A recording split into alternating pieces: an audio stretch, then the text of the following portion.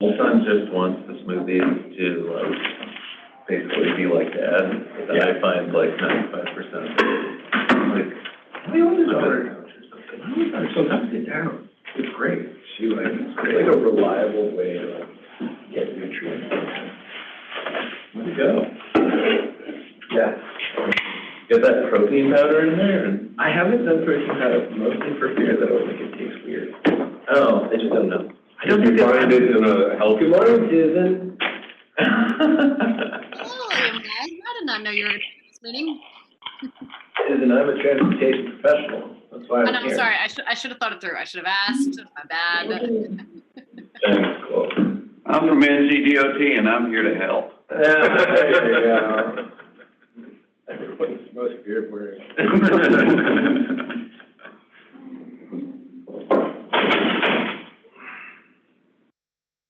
Okay, well, it's 9:01. I think we can go ahead and get started. Why don't we start with some introductions around the room? Catherine Cordell, Town of Weaverville. Caitlin Finkel, Town of Maggie Valley. Garen Bradish, Haywood County. Tristan Winkler, I'm the director of the French Broad River MPO. I've been here for 8.5 years. I've been director for about 3. I'm William High. I'm the lead transportation planner, whatever that's worth, for Buncombe County. Steve Williams, NCDOT Division 14, 10 Western, most counties. Evan Sparks, NCDOT Division 13, the 7 most western counties. Most Western. And John Barsani, new here as the TMD planner for Land of Sky. And online, we've got Susan. Do you want to introduce yourself? Yeah, sure. I'm Susan Bean. I'm the Housing and Transportation Director with Mountain True. Chris? Good morning, everyone. I'm Chris Cairns, City of Asheville, the traffic engineer for Asheville. And Dylan? Morning, everyone. Dylan Casper, transportation planner for Buncombe County. Lucy? Hey, good morning, everyone. This is Lucy Crown. I'm a transportation planner for the City of Asheville. Angela? Good morning.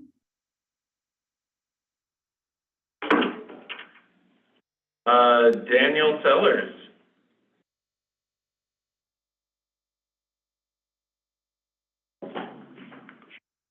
We'll get to Daniel later. Okay, is there anyone I missed? Go ahead, I'm Daniel. here. You just asked for me while I was reloading as a panelist. I'm Daniel Sellers. I'm with the NCDOT's Transportation Planning Division based out of Raleigh.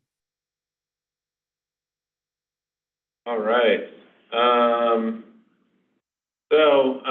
Today we've got orientation. It's kind of a high-level view on a whole lot of stuff.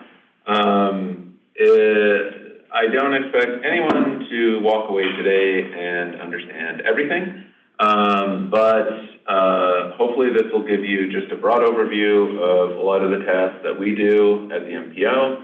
And I will say, please, please, please jump in at any point, ask questions, make comments, anything that's coming to mind. So we do have a few presenters today, but let me bring up slides. One thing you will learn about me is I rarely go anywhere without a slideshow.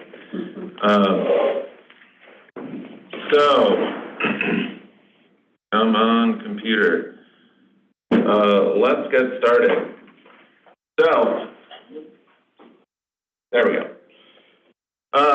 What is a metropolitan planning organization? I think that, in all honesty, when people ask my wife what it is that I do, she usually says something to do with transportation.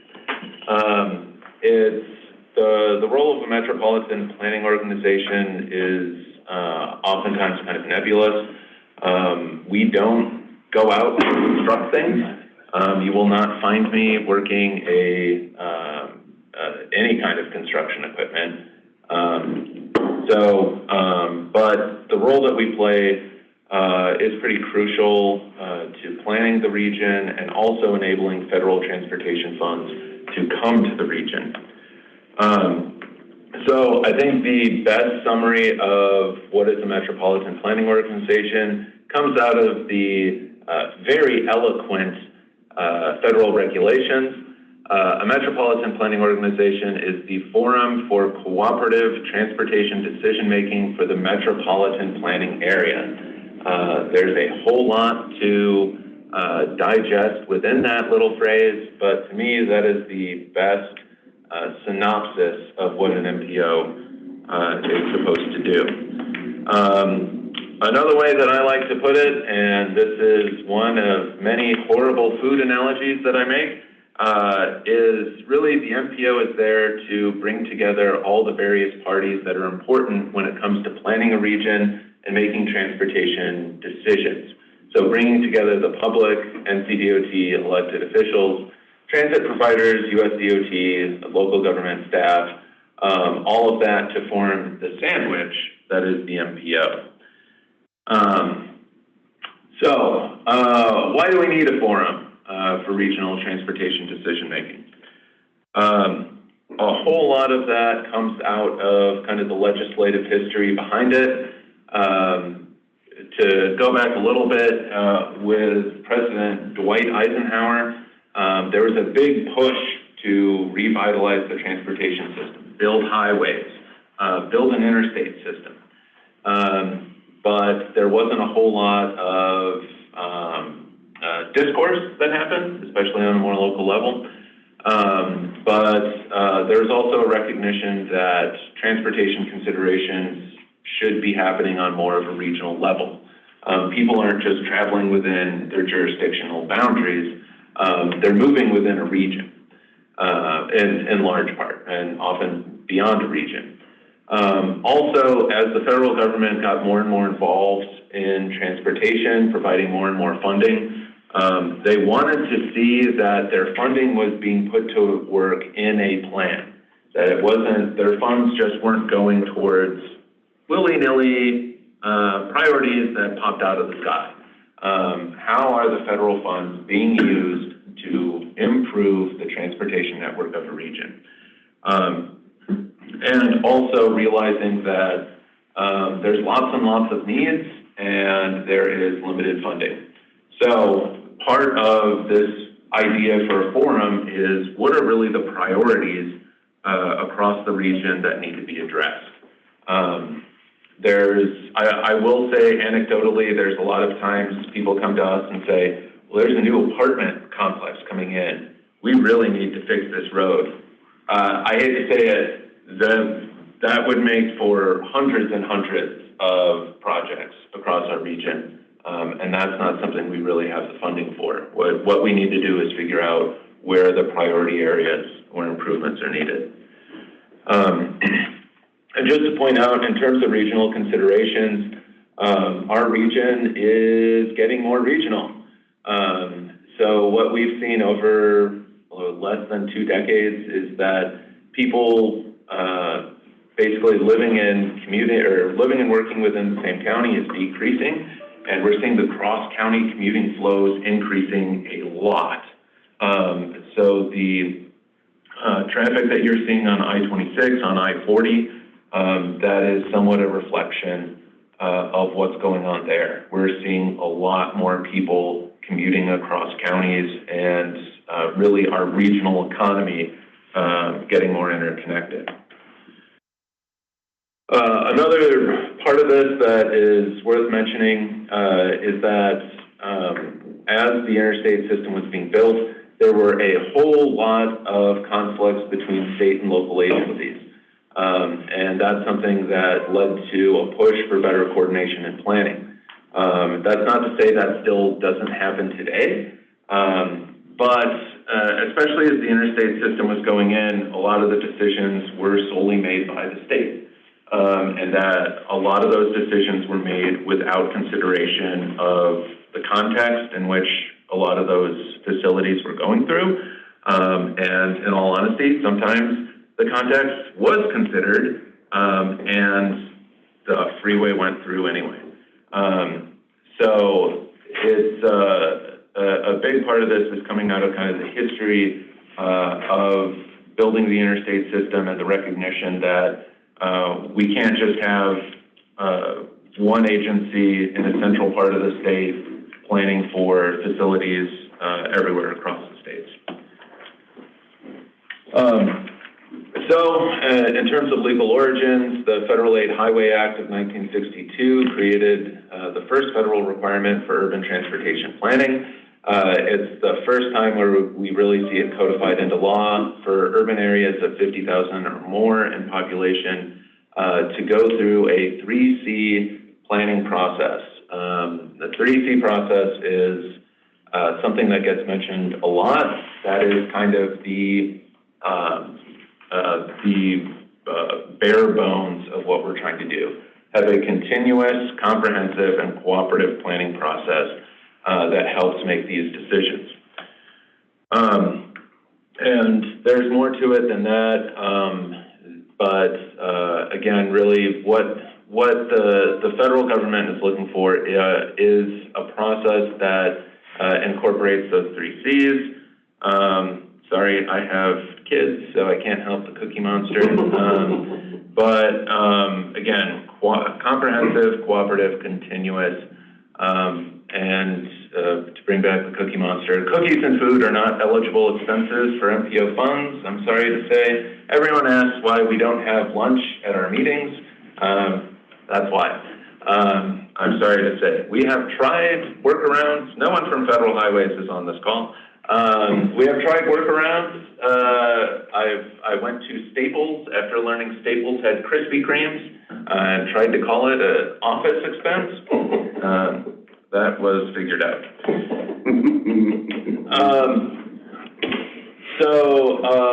Some of the major laws, especially since 1990, really, I think after 1990, you start seeing kind of an acceleration of some trends. In 1991, the Intermodal Surface Transportation Efficiency Act, or ICE-T, also back in the days with just wonderful acronyms. They must have had an office of punny acronyms. But ICE-T is where we start to see a lot more of a focus into other modes, not just highway and transit, but really starting to recognize the need for pedestrian improvements, even to an extent bicycle improvements, but starting to have a bit more of an innovative federal transportation program. 1998, that was T21, the Transportation Equity Act for the 21st century. Same thing there. It really started to accelerate more of those trends that we were seeing. This is where the Transportation Enhancement Program initially came from, which has evolved into Transportation Alternatives, which is a grant program at the MPO and across the country. 1999, North Carolina mandated comprehensive transportation plans, or CTPs. We'll talk more about that. I won't go through all of the rest of these, but Safety Lou, MAP 21, the FAST Act, and most recently the Infrastructure Investment and Jobs Act. Those are kind of the big federal laws that really kind of outline all the things that MPOs are supposed to do, as well as other recipients of federal funds, including state DOTs, and also kind of outlines different funding programs, amount of funding, things like that. So as I mentioned, the federal law and the regulations written from those laws is really where a lot of the MPO's planning requirements come from. One of the big things is establishing a setting for effective decision-making. That's not necessarily just having this room with tables, but it means setting up, who are the people that we need to have at the table? What are the processes we need to have in order to effectively plan and make decisions? So we can go through, identify and evaluate transportation improvement options, prepare and maintain an MTP, or Metropolitan Transportation Plan. That is a big, big requirement of the MPO. Develop a transportation improvement program. That's again, something we'll dive into. Identify performance measure targets and monitor progress and involve the public. Really to try to sum up what is an MPO, it's an organization that determines transportation planning priorities, certifies that the federal planning process is being followed within a region, engages the public, and provides a forum for decision making. Someday I will get my family to repeat this slide, but probably not anytime soon. Are there any questions at this point? Are the councils of government and state specifically tied to MPOs? Great question. No.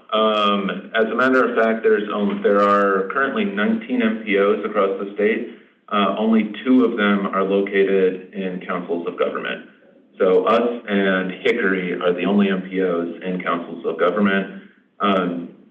Every other MPO is housed within cities. Who's that Triangle J? There's Campo out there. Campo is housed at the... But Paul Black was doing some stuff from, That's right, the Triangle's 2 different MPOs. yeah. Right. So the Triangle has Campo, the Capital Area Metropolitan Planning Organization, that just moved from the city of Raleigh to the city of Cary. And then there's Durham, Chapel Hill, Carborough, which is currently housed at the city of Durham, but they actually are moving to Triangle J. So there will be 3 MPOs housed at the COGS. Just a little bit of background there. Our MPO used to be housed at the city of Asheville. That was moved to the COG in, I believe, 2009. Were you there for that, Steve? No. But I think that a lot of the MPOs housed at cities, there's always concern that MPO staff and whatnot will be used for city purposes or be seen as kind of biased. A lot of the MPOs across the state that we coordinate with, I will say that they do, a lot of them go to some pains and some changes to kind of remove themselves from the city. Campo kind of has independent offices, so they aren't at City Hall. Their emails are at Campo, not at City of Cary, things like that. Really, where MPOs are housed, when you ask people from Federal Highways, kind of what's called the lead planning agency, that's who houses the MPO, they're really there to help with financing, legal support, HR, things like that.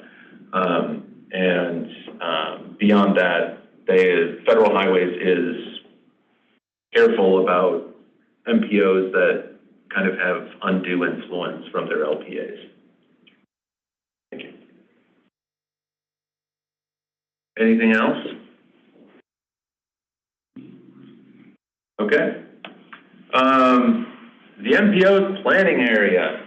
How did we get to all of these squiggly lines that don't make a ton of sense when you look at it? A little bit of background. The MPO began in 1966. We recently found the box with the original minutes. Very exciting. If anyone wants to check it out, it is quite the find. You should put it up on the website, scan it, put it up on the Oh, well, yeah, absolutely. So what? Were they handwritten or typed? They were typed. There may be originals out there, I don't know. But it started centered around the city of Asheville. It has grown to include Henderson and Haywood after the 2000 census and Madison County, as well as that itty bitty bit of Transylvania County in 2010. So how do we come up with these squiggly lines? It's all based around the urbanized area, or the UZA, since we speak in acronyms. That is something that's determined by the U.S. Census Bureau. So the map you see, the lighter pink is the 2000 urbanized area. The purple is the 2010. And it really is focused on trying to find what are those urbanized areas. It's largely based on census information from census blocks. What are the census blocks that traditionally meant population density? We'll talk about some of the changes in a second. But they also pull in additional land use data. So I think over the last few rounds, they've been pulling in kind of data on impermeable pavement. So especially a lot of our industrialized areas, for Transylvania County, what pulled it in was a large storage facility. So they look at a number of things to determine the urbanized area. That is essentially the basis for the MPO's planning area. The MPO has to, its planning area has to encompass at least the existing urbanized area, as well as the area expected to become urbanized within a 20-year forecast period. Again, this urbanized area, if we have to have at least this in our planning area, then getting into what is expected to become urbanized within a 20-year forecast period.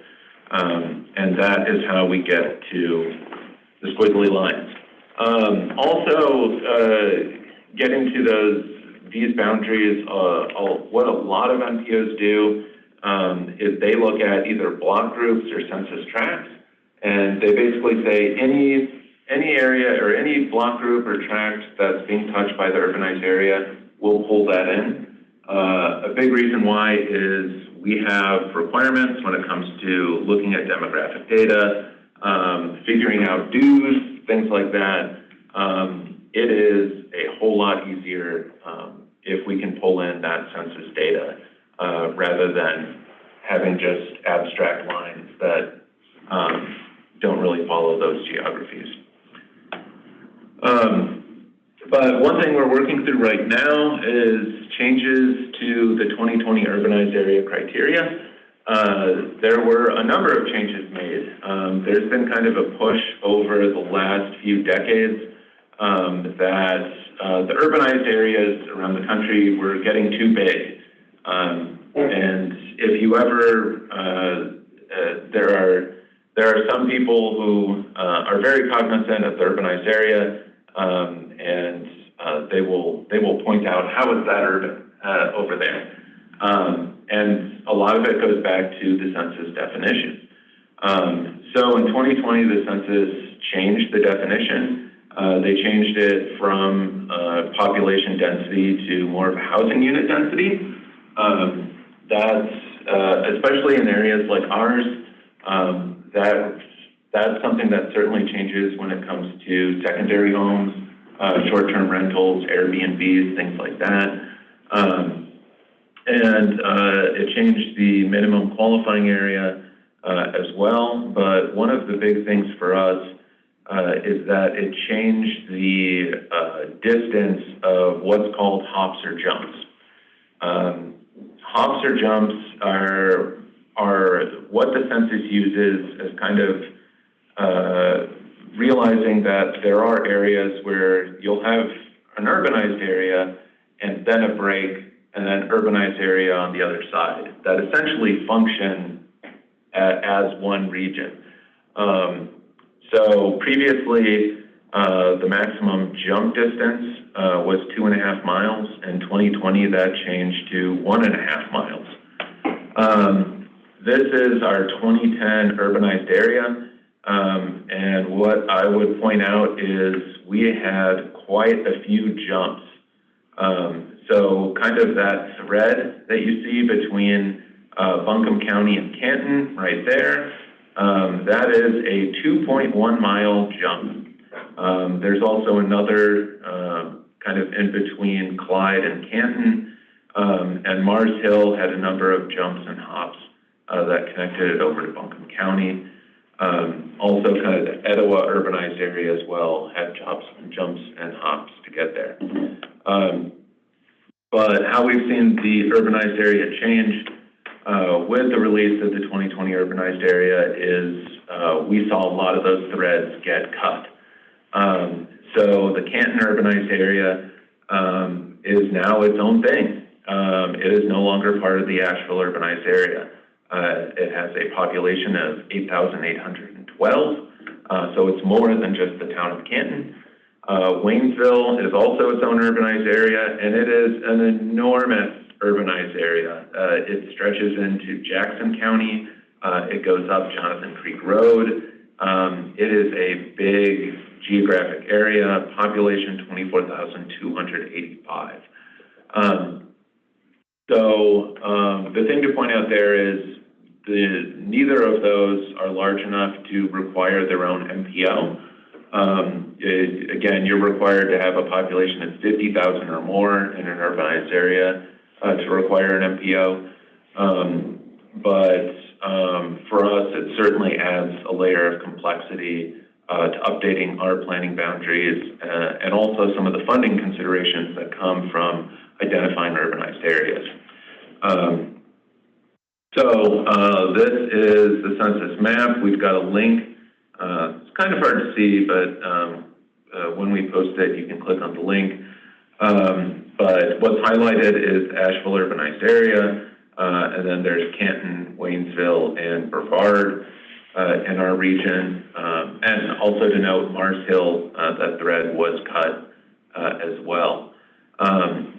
So what we'll be working on over the next few months, and potentially longer, is redefining our planning area boundaries and updating some of the documents that go along with that.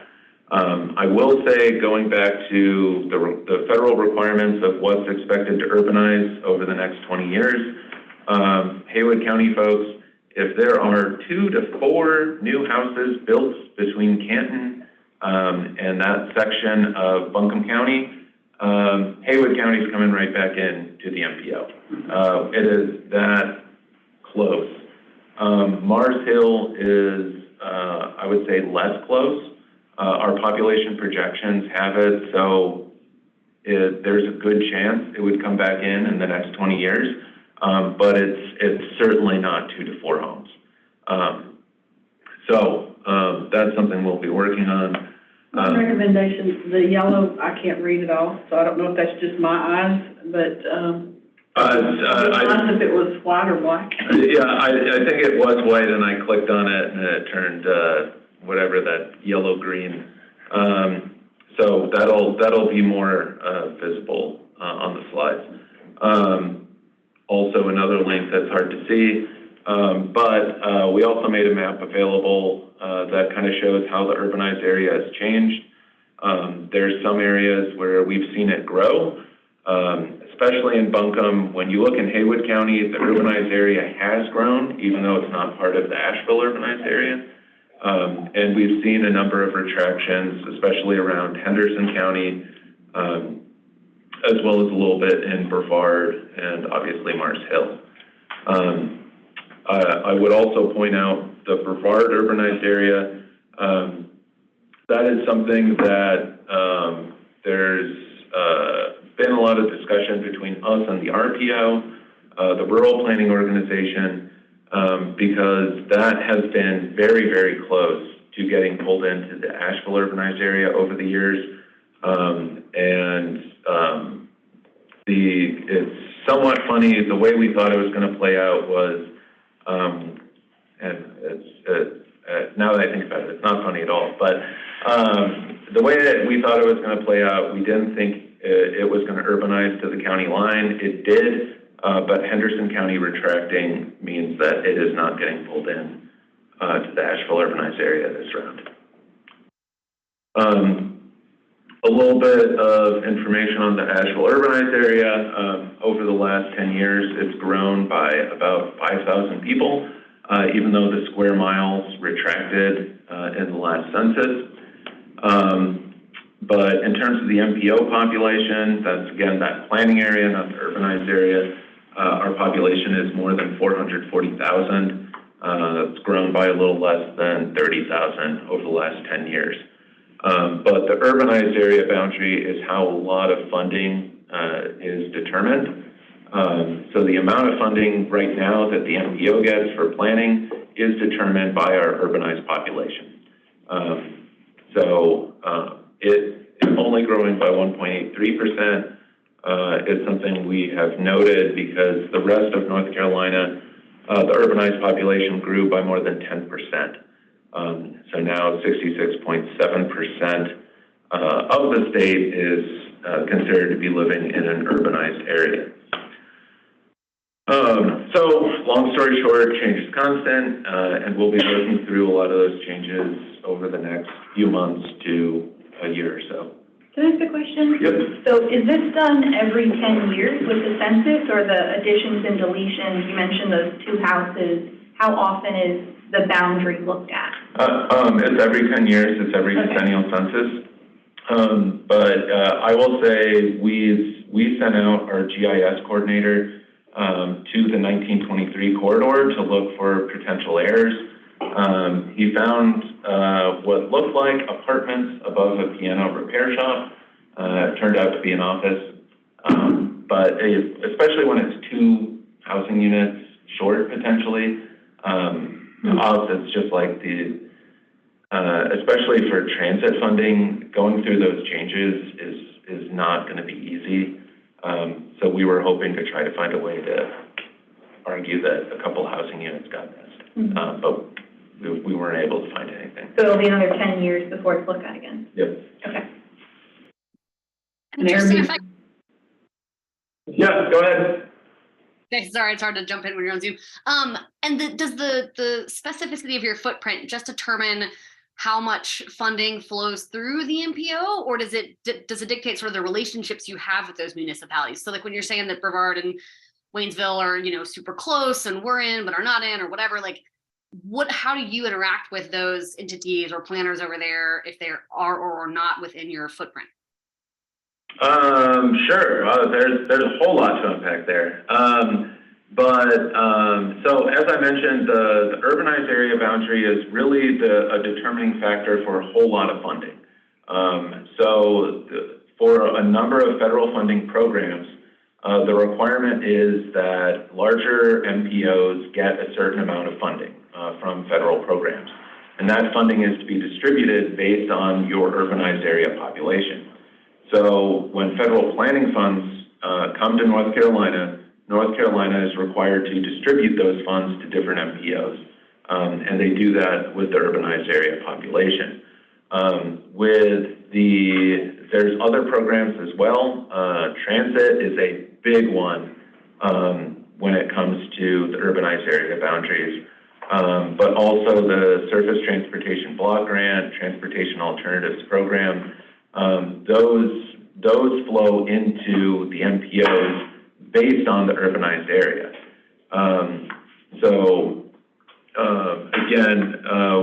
One thing of not growing quite as fast as the rest of the state is we might see some slight reductions in some of those programs. That would be my guess at this point. But in terms of how we interact, basically, if there's a local government in the MPO's planning area, not the urbanized area, we consider them a member government. We work with them, we help provide the planning documents, and we help make funding eligible to enhance the planning efforts in those areas. For areas outside the MPO, we will crush you. We work very closely with the Land to Sky RPO, and so there are a lot of kind of joint things, like Acosta Trail right now is a big thing where there's interest from Transylvania and Henderson County, so that's something we work closely with the Land to Sky RPO on. Okay, thanks, that's helpful. Okay. Any other questions before we move on?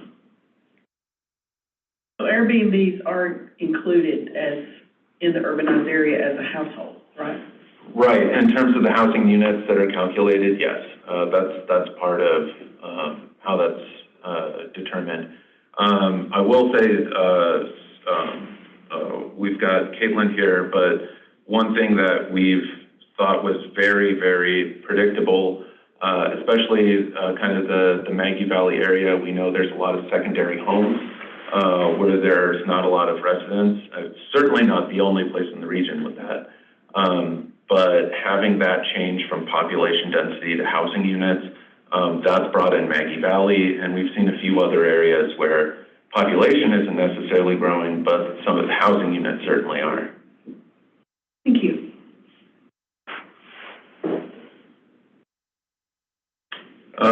Okay, so a little bit of statewide perspective. There are 19 MPOs across the state. There's the newest one is the New Bern MPO. That was formed after the 2010 census. After this census, there are potentially 2 new MPOs, likely only one.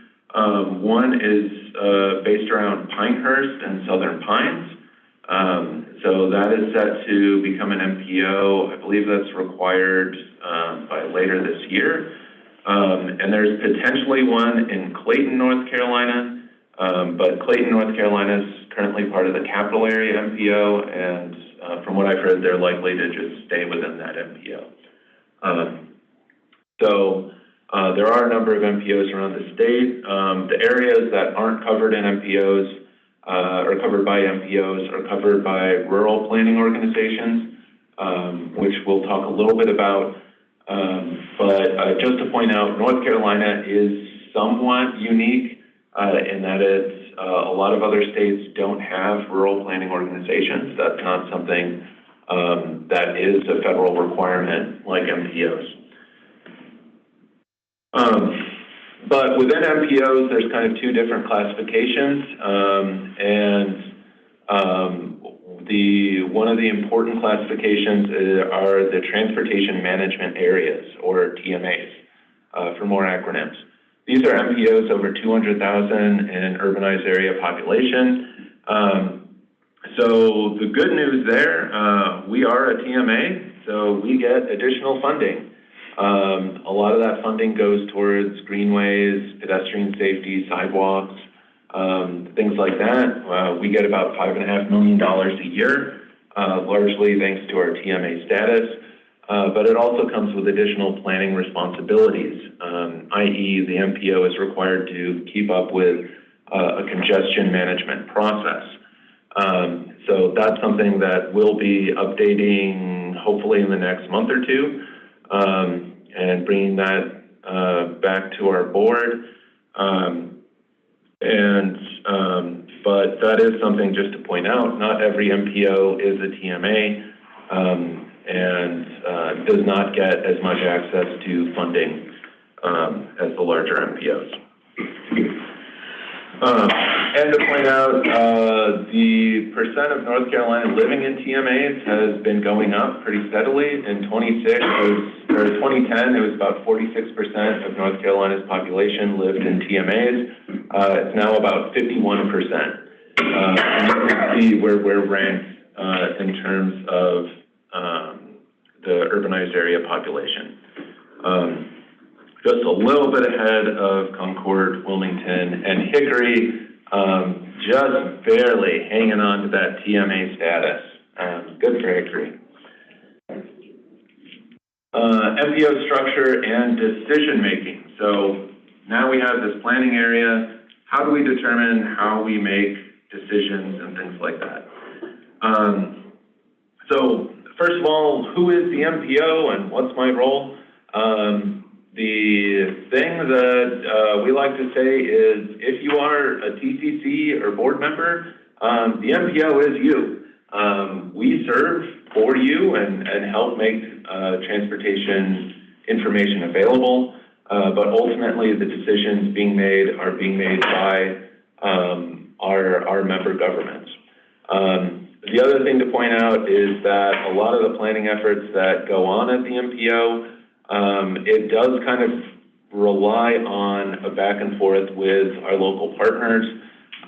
So both kind of having the local governments provide their perspective, their local priorities, the discussions going on within their jurisdictions so that people are aware of that at the regional level, but also relaying the regional initiatives and discussions to the local governments to get them involved and aware. We do surveys, well, we did surveys more frequently when there were frequent rounds of prioritization.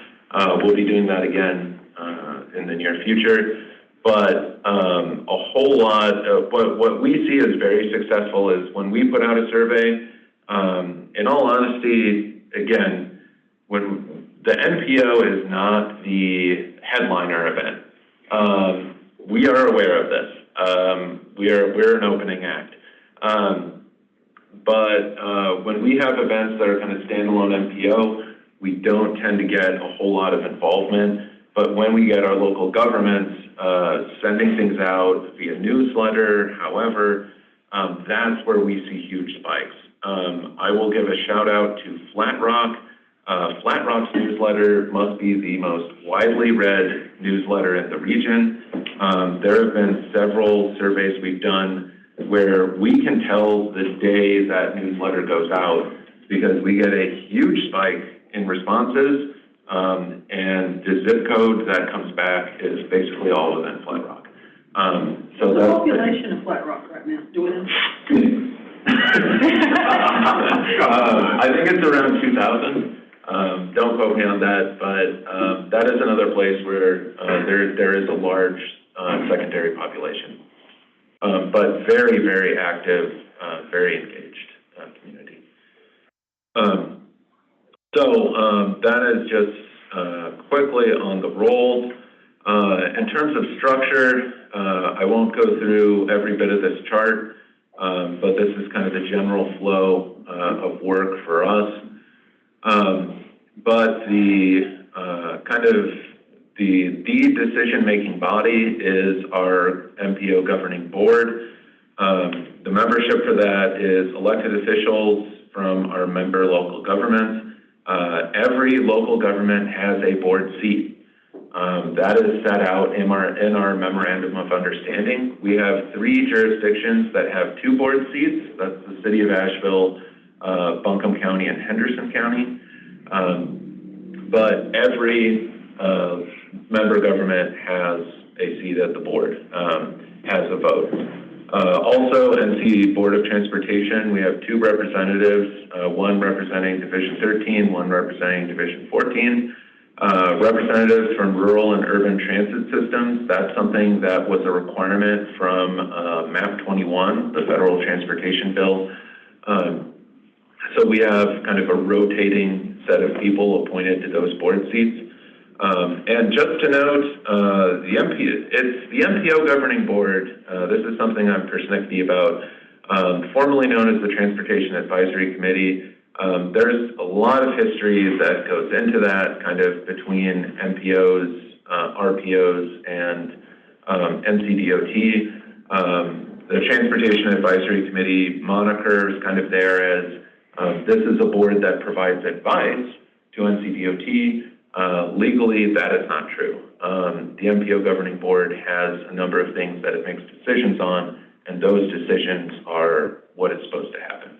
Just to clarify, the rural and urban transit system representatives are not representing those systems, right? They're representing transit writ large. Correct. But good clarification. The way that we do appoint those is we do kind of rotate around systems, but yes, the seats are there for someone is representing urban transit interests, someone is representing rural transit interests.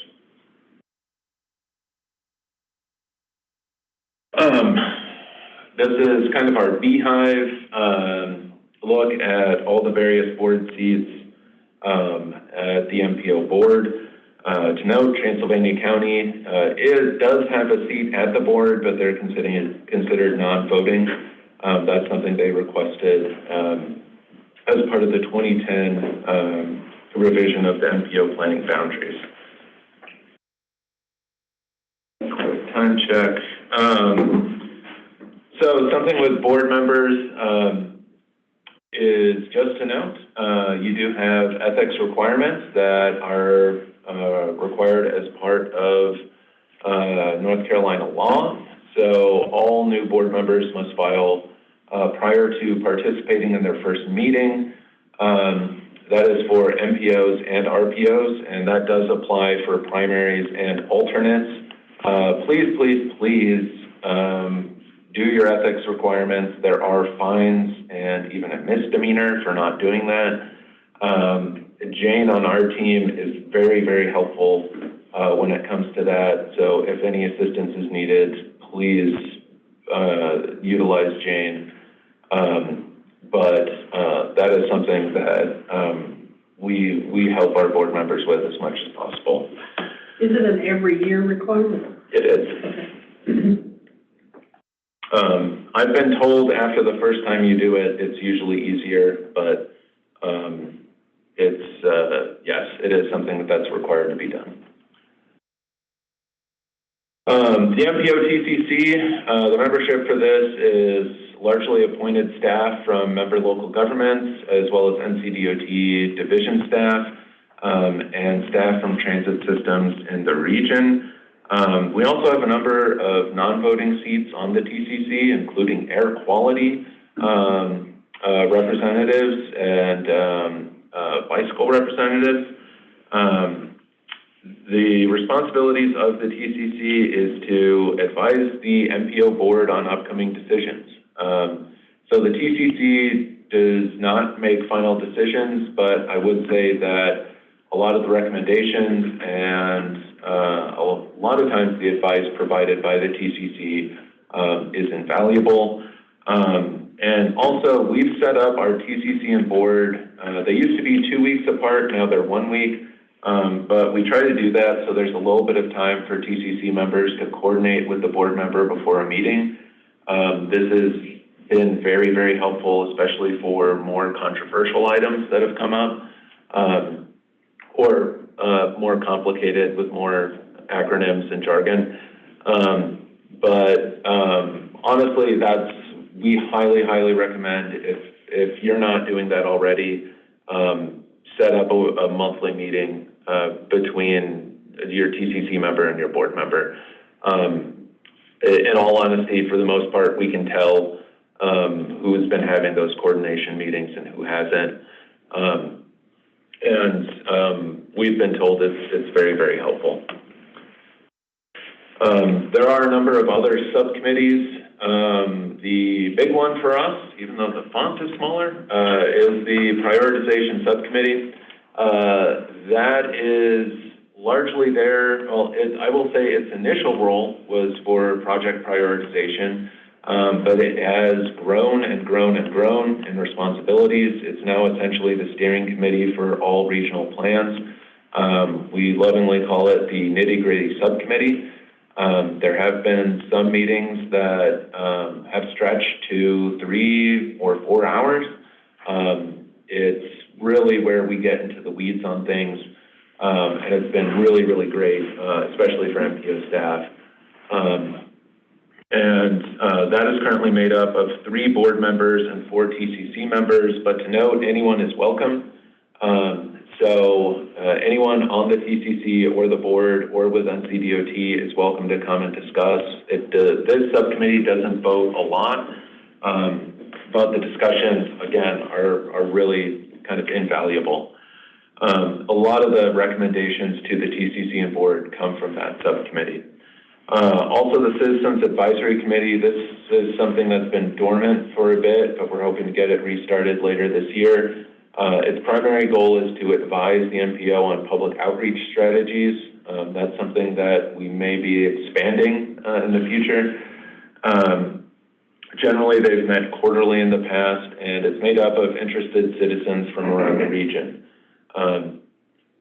So that's a group that's been active for, I believe, 10 years now. It's one of our longest standing committees.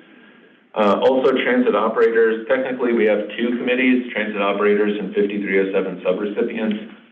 They advise the MPO, TCC, and board on regional transit issues, and it's made up of staff from transit agencies from around the region. And so they provide a lot of the recommendations on transit-related items. And just to point out, all of these committees are there to advise the TCC and board. Again, the TCC and board are ultimately who makes the decisions. And TCC, again, stands for what? Sorry, Technical Coordinating Committee. Okay. Yes, they are essentially the mirror of the board at the staff level. MPO staff, again, our job is to support the board, TCC, and subcommittees. We help with plan development and prioritization, policy research and recommendations, public outreach, data maintenance. As mentioned, Land to Sky Regional Council is the local or lead planning agency, and we take part in NEPA and merger decisions and as well as other more specific items.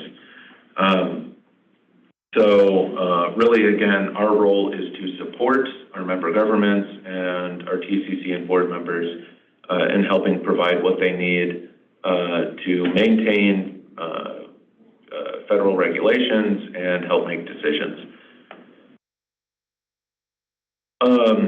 All of this is kind of laid out in what I call our administrative documents. The Memorandum of Understanding, that is the big one. That's essentially the agreement between all of the member governments on the makeup and general governance of the MPO. This is something we're expecting to update later this year or next year. Sorry, MPO staff. But from what I've been told, it is a long, not so fun process. Every member government has to agree to the MOU. It's something we have to take to every single council for their approval. Bylaws, we have bylaws for all of our subcommittees as well as the TCC and board that determines voting, membership, and procedures for administering the MPO's responsibilities. One of the things to note there is that is where weighted voting is outlined. We have a clause right now for weighted voting. If there's a project that is within your jurisdiction, you may call for a weighted vote. And that means that essentially the representatives of that jurisdiction, their vote counts for more than member governments that are not, their government or their boundaries are not overlapping with the project. So that's something we have. It's been called, I think, once in the last 5 years, but it is there. UPWP, we'll get into a bit more. That goes over the work tasks for the MPO staff for the year and the public involvement policy that sets the minimal amount of public involvement required for MPO tasks. I like to say we go beyond what's in our public involvement policy regularly, but the minimum is there. If we don't follow that, then people can send complaints and cause some pretty significant issues with MPO work. Federal and state requirements. So federal requirements, a lot of what we get from the federal government is determining funding eligibilities, allocations, distribution, etc. And again, a lot of the regulations laid out by federal law, including what we need to do as part of the 3C process, the planning factors that we're required to look at, as well as performance-based planning. So a little bit more on 3Cs besides Cookie Monster jokes. So what do we mean by continuous planning? We mean that a lot of the documents that reflect planning priorities are updated relatively continuously. Our Metropolitan Transportation Plan is required to be updated every 5 years. Our Transportation Improvement Program is required to be updated every 4 years. Typically in North Carolina, it's more like 2 years, and our UPWPs are updated every year. So that's something that the continuous is there to reflect that your priorities change, and we need to relook at things in order to make sure that what we're planning for is still fitting with the priorities of the region.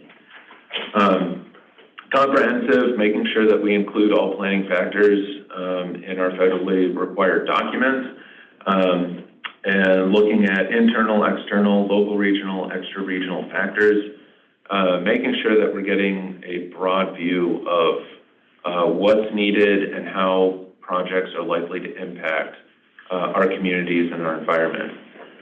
And cooperative, again, that goes back to maintaining a setting that facilitates input from local governments, state agencies, federal agencies, the public, and other impacted groups. So making sure that we are getting everyone to the table who needs to be there. Planning factors, I'm not going to go through all of these, but generally this is what we're required to look at as we're developing the Metropolitan Transportation Plan, is how we are looking at increasing the safety of the transportation system. Believe it or not, increasing the security is something different. Safety is more about crashes and things like that. Security is more about kind of bigger threats to the overall system, whether that's terrorism. For us, a lot of that is resiliency challenges, i.e. rock slides, I-40, and things like that. How do we maintain a secure transportation network? And looking at all of the other factors as well. Performance-based planning, this is something that's relatively new. The idea here is very, very good. It is something that requires states and MPOs to look at their entire transportation network and see how things are doing. How many crashes are you having? How's your pavement condition? How's your congestion?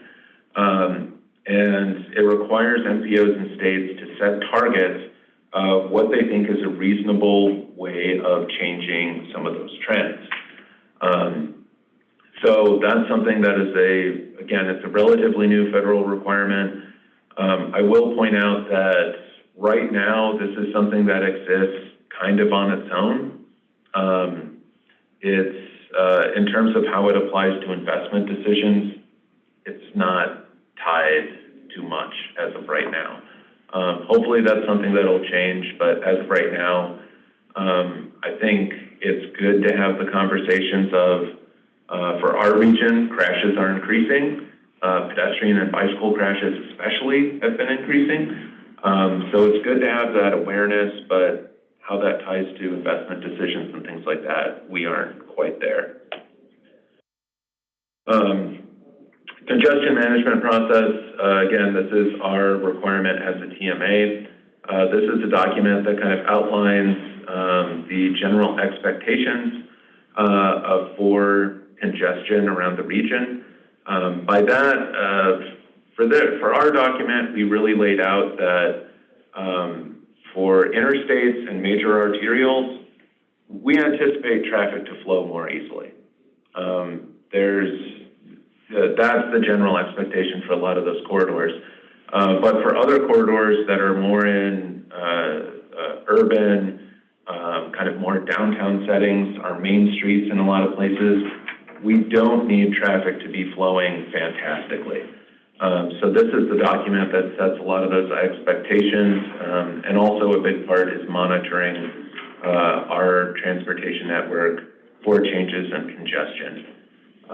So again, that's something we'll be updating with some of the monitoring data later this, well, hopefully in the next couple of months. So MPO products, we'll get more into a lot of these, but these are the three big ones. The TIP, the Transportation Improvement Program, that's the document that reflects funded projects. The UPWP, that's the MPO's budget. That basically says how the MPO is going to help with the planning process in the region. And the MTP, the Metropolitan Transportation Plan, that lays out the goals and objectives as well as kind of the projects that we are prioritizing over the next 25 years. Put more simply, again, UPWP, that is what the MPO is going to do for planning, MTP, long-range goals, TIP, short-range projects. That's what's actually funded. A little bit more on the UPWP. I will just preface this with, we are well aware that the UPWP is one of the documents that tends to not be as exciting as some others. But it is an important document. And Susan, sorry, I see your hand is raised. Oh, sorry, that was from ages ago. I didn't lower it. I'll take it down. My bad. Okay. My apologies. For anyone online, just feel free to jump in. I'm not checking the hands very frequently. One of the least appreciated federally required documents of the MPO. So the Unified Planning Work Program, that lays out all the places or all the funding sources for the MPO. It also lays out some of the special studies. Previously, the Corridor Studies Program, that was part of the special studies. And it lays out what the various tasks the MPO staff is going to be working on. This hopefully breaks it down somewhat easily.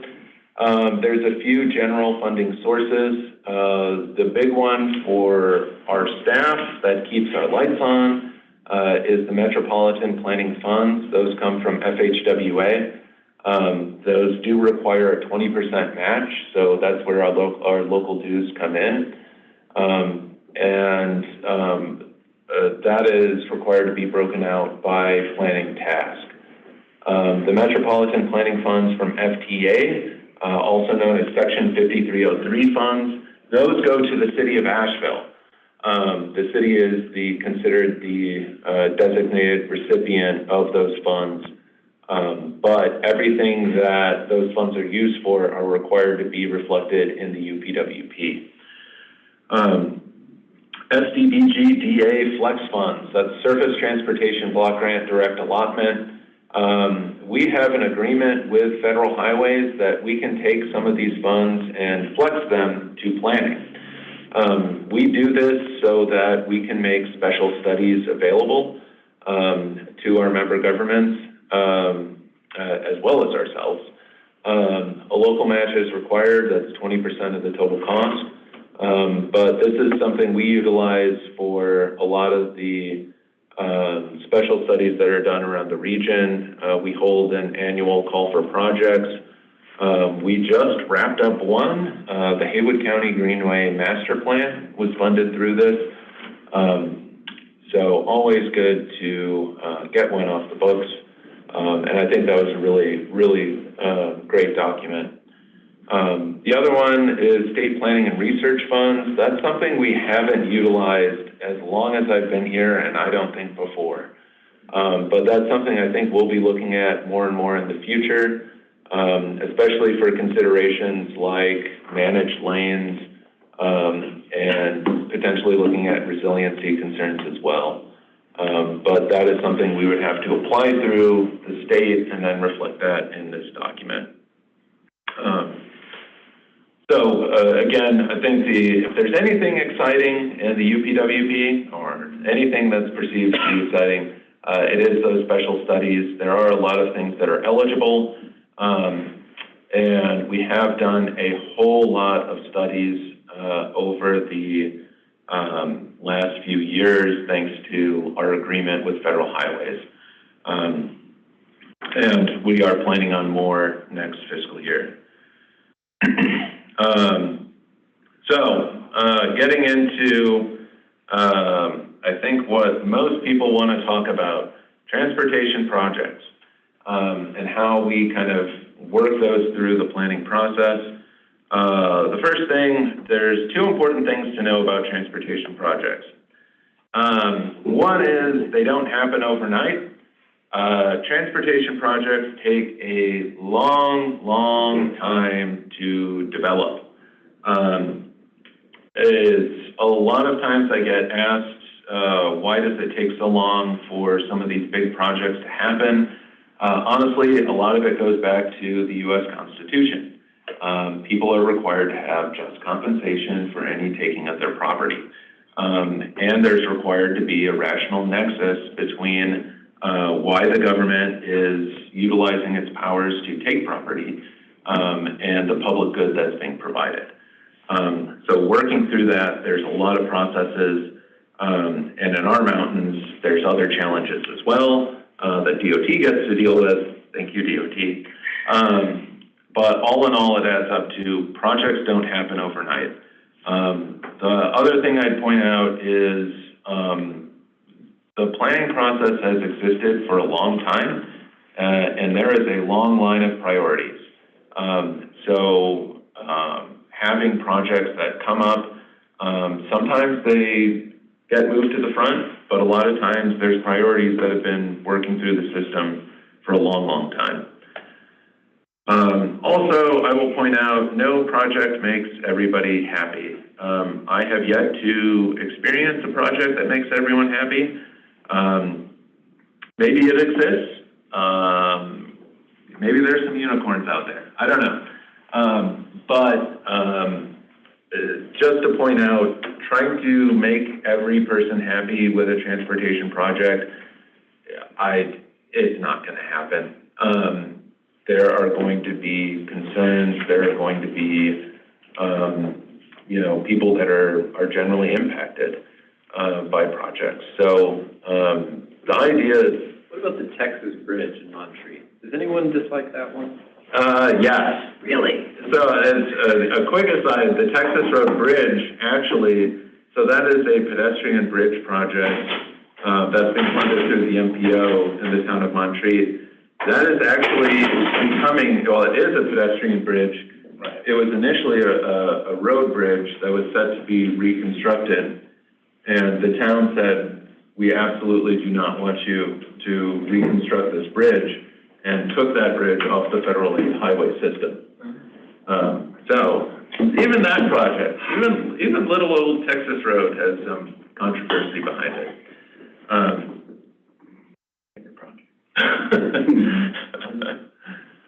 I like how it's in line, it's like $150,000, and then like, it's in the same category as projects that are like $40 million. That's why I like that project. There's a lot to be said for getting a lot of bang for your buck. So going into long-range plans, this is where we really talk about project identification. This is an image we lovingly call the onion.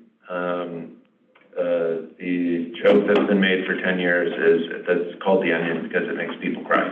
But it lays out kind of the various layers of planning to get to construction, who's in charge of what, and who's requiring what. So I think it's a good summary of the overall planning process. But to get into it, kind of the outer layer of the onion is the statewide transportation plan. The most recent is NC Moves 2050. That establishes a long-term vision for the state and an outline with specific goals and strategies for how that vision will be achieved. And this was a big effort. The thing I point out with the statewide transportation plan is it sets very high-level visions. So this is where you see things like, we want to be a great trail state. Those are the things that are established in this plan. It doesn't get into the specificity of what are those trails, but it basically says, this is a goal, and this is something we need to work towards as a state. So how do we go from specific projects to planning to construction? There's kind of three big plans in there. The CTP, or the Comprehensive Transportation Plan, the Metropolitan Transportation Plan, and the TIP and STIP, the Transportation Improvement Program, and the State Transportation Improvement Program. And then you get to construction. The bad analogies that I like to kind of use to try to simplify this is that a lot of this transportation planning process isn't that different from the way people plan their trips.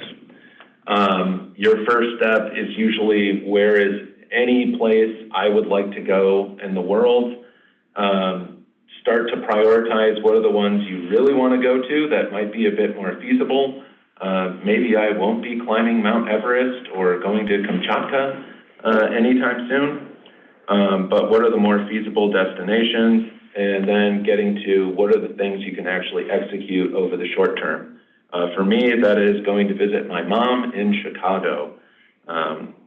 See you in the summer, Mom. But that's really simplified. That's what these plans are doing. The CTP is there to identify all the different needs. The MTP is there to prioritize those needs. And the TIP is there for what can we actually execute. So the CTP, again, this is a state-required plan. You don't see these plans in many other states. And that is something that lays out all the different needs for highway, transit, rail, bicycle, and pedestrian modes, and makes some high-level, very, very high-level recommendations. That's something that's required to be adopted by the MPO and the State Board of Transportation, and there's no fiscal constraint. There's fiscal realism that's been added, but for the most part, this plan can have $10 trillion worth of projects if you want. We'll never have $10 trillion, but the CTP is there to lay out everything. And again, this is from our current CTP, what you kind of see are, again, very high-level recommendations. It's a starting point for considering the transportation needs in some of those specific corridors. The Metropolitan Transportation Plan is where you start to drill down a little bit more. That's the long-range transportation plan for the region. That's a federally required document. And it looks 25 years out. So our most recent plan was 2045. In 2 years, 2.5 years, we'll have our 2050 plan due. And so it is looking at what can we reasonably expect to accomplish by 2050, and what do we expect the region to look like. It's also required to lay out the mission, vision, goals, and objectives of the region, and look at the growth trends, land use, population, and employment, especially for a growing region like ours. This is something that's very important. How much growth are we anticipating, and where are we anticipating that growth to happen? Travel and economic activity assumptions and resiliency challenges. And utilizing that, there's an analysis of the transportation network, of what are the trends we're looking at, when we have more growth, what are we anticipating to happen? That's where we get into the travel demand modeling. And there is a financial component to this, unlike the CTP. The MTP, you have to have a reasonable assumption for how much money you're going to have. So you can't say, we're going to get all the projects funded and money's going to come from somewhere. You have to say, we think it's reasonable to expect our region to get this much transportation funding. These are the priorities utilizing that funding. And to note, all federally funded projects or projects that need federal action are legally required to be in the MTP. This is something that we went through a year ago with the Pratt and Whitney interchange. That's a project that kind of came out of roughly thin-ish air. And the thing there is, when projects come out of thin air, they generally aren't in the MTP. And especially for new interstate interchanges, that requires federal approvals. And part of the federal approval process is that project in the MTP? If it's not, they won't grant approval. So that's a process where our region can say, well, if we don't like this project, we're not putting it in this document. Or if it is a priority, we'll add it to the document. So is that why it really doesn't go off the interstate? It's over off of 191? So the interchange was approved by the MPO board to get in the MTP, but it was a 6-month discussion. I'm sure. I don't remember. At least, yeah. So yeah, it was a long discussion, but that interchange is planned to go in on I-26 now between the Long Shoals and the 191 exit. That's an example of a project where the TCC punted and didn't vote on it, and we let the board decide. We weren't recommending it or not recommending it, just a little bit. But there is I'm thinking, the new bridge that goes across, right when you come out of the Arboretum, doesn't that go to that new plant? It does go to that new plant. Okay, so there'll be 2 ways to go to the new plant. Right, that was a separate project, and that did not require the federal approvals that an interstate interchange does. So the interstate interchange, even though it's state funded, there currently aren't federal funds. I think there will be. But as of right now, that's something that required MTP approval or MTP inclusion. And that's something that our board deliberated. The money that went to that interchange wasn't all transportation dollars. I think we got some like from Department of Commerce. Right. But a big part of that discussion was, okay, so this interchange is being requested, and at first the funding was going to come out of the regional bucket. It was essentially going to say, well, some of your other projects in the region, we might not be able to fund because of this new interchange. And our MPO board essentially said, we're not ready to approve that. There were more discussions at various levels, and essentially the state stepped in and put in funding that we wouldn't otherwise have to get that interchange funded. And that's when the MPO board approved it for inclusion in the plan. What is the significance of federal action that's required? What would that look like? So there's a lot of federal action. So basically, anything like for that example, having a new interstate interchange requires a number of federal approvals. And so again, for something like that, part of their approval process is that project in the MTP or not. It also goes with anything that is trying to get federal funds or has federal funds as part of it. We have a number of projects with federal funds that if they weren't in the MTP, the feds would not provide the funding for it. Also, anything going through the NEPA merger process, so anything requiring environmental permitting, that's something that's required to be in the MTP.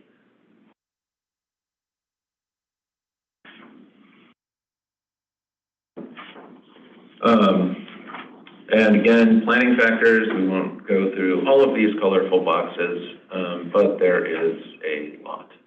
To note, there is a new one from the bipartisan infrastructure bill that involves more housing coordination. So looking at more of the housing situation within your region and better connecting housing to employment is one of the new requirements for MPOs, which also enables more eligibilities for some of our special studies.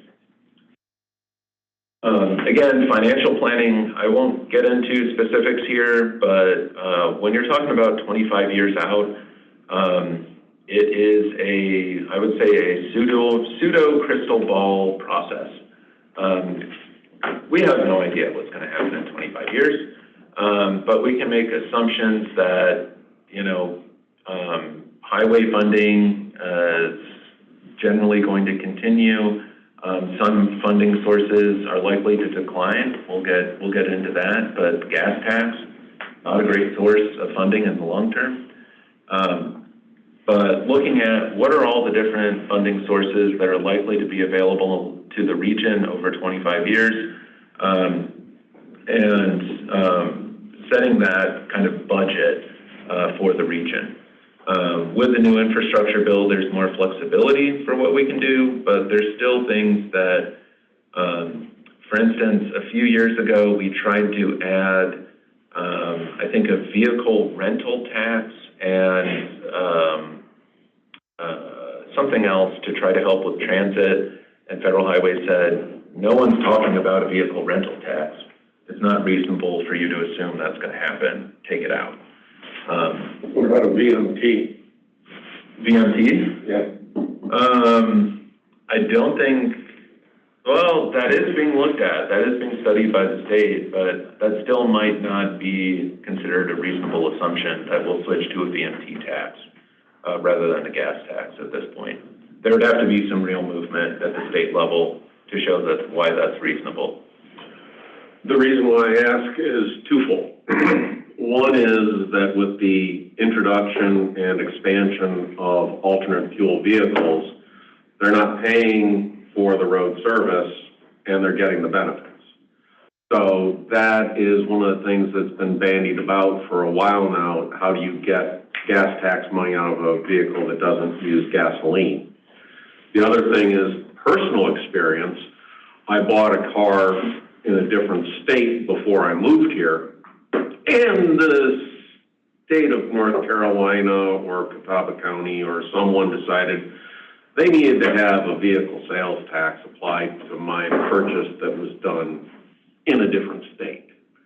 So, not really happy about that, but the question, I guess, becomes, do we put a sales tax on alternate fuel vehicles, because the infrastructure that these alternate fuel vehicles are going to require is going to require a lot of infrastructure and infrastructure spending. Mm-hmm. So yes, that is a big topic, statewide, federal. As of right now, I think the general approach at the state level has been registration fees. North Carolina has upped its registration fees quite a bit, and especially with consideration for electric vehicles and how that's applied. And I think we are very likely to see some more of that coming from the state in the near future. Federally, I will say I think it was 1991 was the last time the federal gas tax was increased. So in terms of federal transportation expenditures, we're seeing a lot more of that come from the general fund. Kind of the snarky thing to point out there, I'm a bicyclist. I'm often told I don't pay for the road, even though I also drive. But in all reality, when you're taking a whole lot of your funding from the general fund, in some ways, the people who aren't driving are paying a lot for the transportation system. And that's a trend that we've seen really accelerate at the federal level over the last couple of decades. And also modeling, look at these beautiful cars. But one of the things with the MTP is that it goes into our region's travel demand model. And that is the model that essentially says, by 2045, we anticipate this many cars on this road, and that's going to lead to this much congestion. So we aren't just thinking about, we aren't just sending Logan out to drive around and say, there's a bunch of cars over there, let's do a project. With modeling, we're looking at what are the future conditions going to be, and that helps set some of the priorities that we have. So getting into funded projects, then I think we have a break coming up. So TIP spots, MPO grants, HSIP, safety funds, all kinds of fun stuff. Again, going back to kind of where revenues come from as of right now, they're generally coming from two sources, federal and state. So the federal sources, a lot of those are coming from fuel tax and fees, but we're up to about 20% coming from the general fund. And that accounts for, the federal funds account for 25% of transportation revenues in North Carolina. A relatively small figure, but not something you don't want to get rid of 25% of your revenue. I personally don't. And at the state level, fuel tax, DMV fees, and highway use tax, those are the main sources. They kind of go to two different pots, the highway fund and the highway trust fund. The highway fund is more about maintenance and operations. The trust fund is more about kind of those capital improvement projects. And to note, as of last year, the state is starting to utilize more statewide sales tax to go into transportation. So I think it's 5% of state sales tax now goes into the transportation fund. That's supposed to be a reflection of sales tax from things where people are buying auto parts and things like that. So that's the idea there, and it is a significant amount of money. So how does the state decide where a lot of those funds go and what projects get prioritized? That is where the prioritization, also known as the SPOT process, comes in. That is a process that is governed by the Strategic Transportation Investments Law that was made in 2012. That essentially lays out how funding is to be distributed and how decisions are to be made about which projects are funded and which are not. So the general gist of how it works is funding is split up into three different categories. There's statewide mobility, that accounts for 40% of all the funds. Regional impact, that accounts for 30% of all the funds. And division needs is another 30%. So funding is split up into those categories, and then projects compete within each of those categories based on what type of project it is. I won't go through all of this, but there is a process of sorts that involves MPOs, RPOs, and NCDOT, as well as the public, on how those decisions are made. And to point out, within those different tiers, there's different geographies and different ways that projects are scored. So the statewide mobility, that's a statewide competition, and projects are selected solely based on data. There's no local input that decides whether I-26 is funded or a project on I-85. It's solely based on data. Regional impact, there's 7 different regions where projects compete. At some point, I would love to commission a study for the state to just simplify what it's calling regions. So within this funding structure, we are part of Region G. If you are in Haywood County, you're part of Region A when it comes to COGS. If you're in the rest of our region, you're in Region B. Someone should get everyone in line. Not my job. But funding is distributed based on population to different regions, and projects are scored based on data as well as a little bit of local input. And division needs, funding is split between the 14 different divisions, and projects are selected based 50% data, 50% local input. So just to point out, with our region, left statewide mobility, just the whole state. Regional impact, this is Region G, where all the projects compete within that tier. And division needs, that is Division 13, and there is Division 14.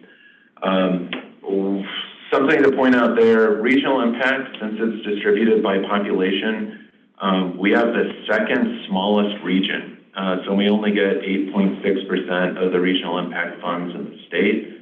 That's not terribly much. And we're competing across a very wide region.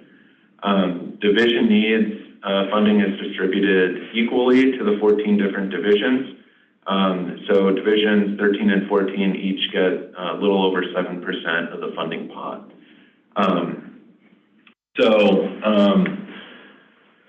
How the funding is distributed is something we like to keep in mind. This especially plays an important consideration with what's called cascading funds or cascading projects. Within the STI law right now, if you have a statewide mobility project, say a project on I-26, and it doesn't get funded at statewide mobility, you have the option to try to get it funded at the regional impact or division needs level. This is something we've done a number of times in the past, but the benefit of that is you can get a project funded more quickly. People like getting projects funded more quickly. The problem is you are often putting very big projects into a funding pot without a lot of money. So you are essentially pushing out a lot of other priority projects to try to get a project funded more quickly. The primary steps in this process, project identification. So we work with our municipalities, counties, transportation providers to identify what projects from the MTP or even the CTP or local plans are going to go in and be considered. Projects are scored based on data. So they look at congestion, safety, economic development, things like that. Provide a score. Local input points are applied for regional and division needs. So again, we work with our committees and our member governments on what are the projects we really want to boost with our local input points. And all of the successful projects go into the Transportation Improvement Program. One last thing I'll note in this process, there are different eligibilities for different funding pots. So statewide mobility, that's for us is primarily our interstates, but also the Asheville Airport. Regional impact, that's primarily our US and NC routes. And division needs, that is basically the rest of it. Secondary roads that aren't US or NC routes, also standalone bicycle and pedestrian projects, transit projects, they all compete in division needs. And again, projects can cascade down, they cannot cascade back up. Other funding sources, again, since we are considered a TMA, we get extra funding. We get funding from the Surface Transportation Block Grant Program, the Transportation Alternatives Program, and the Carbon Reduction Program. We get roughly $5.5 million a year to put towards projects. Each of those programs have different eligibilities. There's different things you can do, different types of projects, but in all honesty, they're pretty similar. Just a very general process, we get the funds allocated through Congress and then through the state. And the MPO has the discretion to program projects with those funds. We put an emphasis on projects in the MTP. Successful projects are programmed in the TIP and STIP. And then local governments or NCDOT develop those projects and we get something constructed.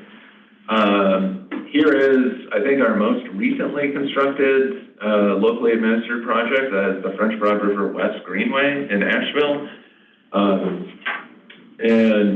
That's something that, well, this is a program overall you can use for engineering, right-of-way, and construction. A 20% local match is required. It is a reimbursement program. We do not, sadly, we don't show up with jumbo checks. That would be a lot more fun. But we just program it in the TIP and STIP. And as of right now, we have $70,400,000 in federal LAP funds programmed over the next 5 years. So a whole lot of locally administered projects are set to come online relatively soon.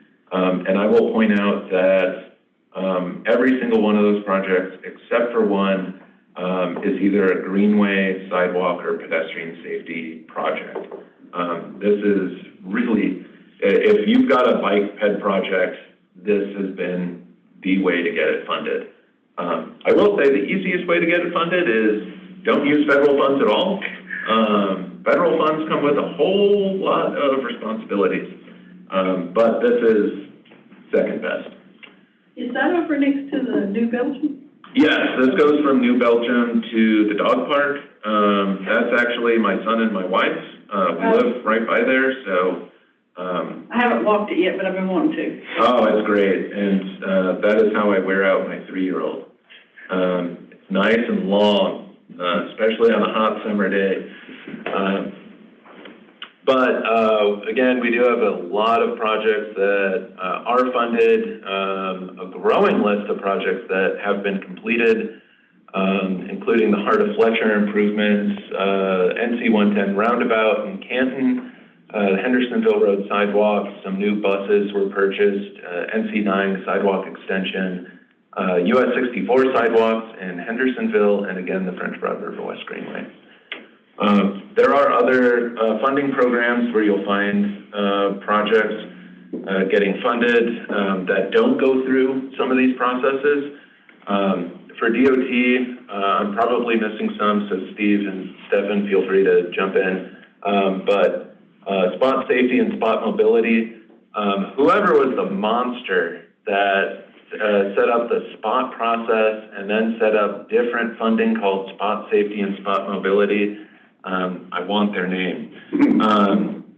High impact, low cost is funding that has come to the divisions for smaller projects. I semi-jokingly call it the turning lane fund. Almost all the projects are going towards turning lanes.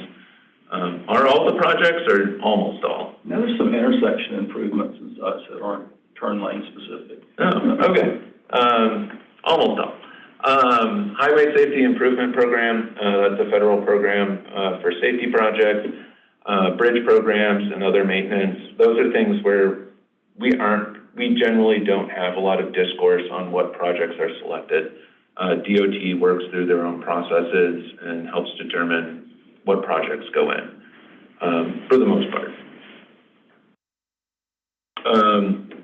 And then federal discretionary programs with the new federal transportation bill, there are a freaking ton. So to go through a few, RAISE grant, that's one of the big ones that is what funded the RADTIP project in the city of Asheville. That's formerly known as Tiger. And before that, after Tiger, BILLS, now RAISE. Reconnecting communities, MEGA, the PROTECT grant, Safe Streets for All, Healthy Streets, Carbon Reduction Program, Wildlife Crossings Pilot Program, Active Transportation Infrastructure, and more. I put a sad face. These are a lot of great programs, but I will emphasize it's a lot of programs. And we've had a few local governments ask us, what are all the different grants we can go after for a project we really want. There's some where they're eligible for like 5 or 6 programs. No one has the capacity to chase 5 or 6 federal grants. There is a whole lot. I've been told I've been flooding people's emails with grant information. We're getting flooded with grant information. We're trying to make that available, but there is a whole lot. So that's my complaint. Too many good programs. Getting into the tip and stip and then break. So this is where the rubber finally meets the road. The Statewide Transportation Improvement Program, or the STIP, that's a 10-year document. It's only required to be 5, but North Carolina goes with 10. It's a state and federally mandated plan that identifies construction funding and schedules for transportation projects throughout the state. So that provides information for, again, all 14 divisions, all federally funded projects, all regionally significant projects are required to be reflected in the STIP.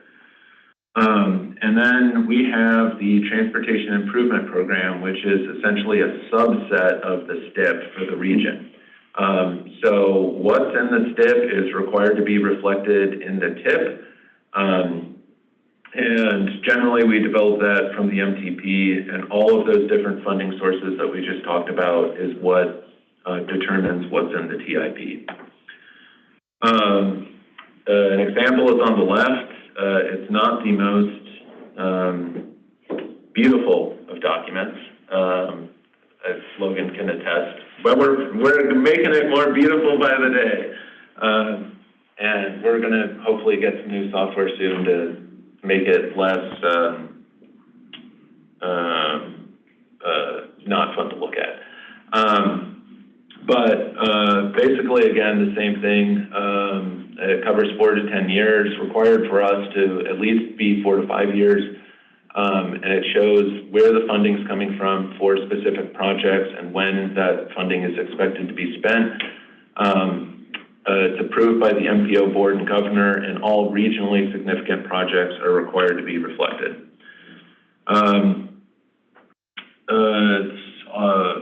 TIP must exactly match the STIP. We'll get into what happens when it doesn't. But we generally bring 2 different types of TIP changes to our board. One are amendments, which are pretty significant changes to either project scope, schedule, or funds. And modifications are some for more minor changes. We generally bring those as information.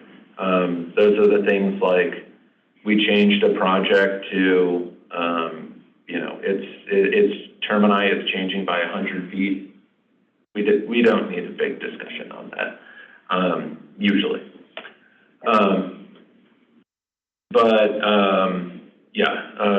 I won't go through this all, but this is what determines our TIP amendments and modifications. And then we've got ourselves in what we call the nuclear option. That's not dramatic at all. But this is one of essentially the powers granted to the MPO, and is kind of a reflection that goes back to the origins of what happens when there are significant disagreements between the state and a region or localities. And the TIP and the STIP are there as kind of that safeguard in those situations. If a region feels like what's being funded and what's happening with certain projects is not in the region's best interest, we can essentially pull what we call the nuclear option. That is, we do not agree to put in the TIP what's in the STIP. When that happens, the projects may not move forward. It doesn't receive federal approvals that are likely required, and the federal government won't authorize funding for that project. And to point out, this is why we call it the nuclear option. It's not just that project, but it's all projects in the TIP.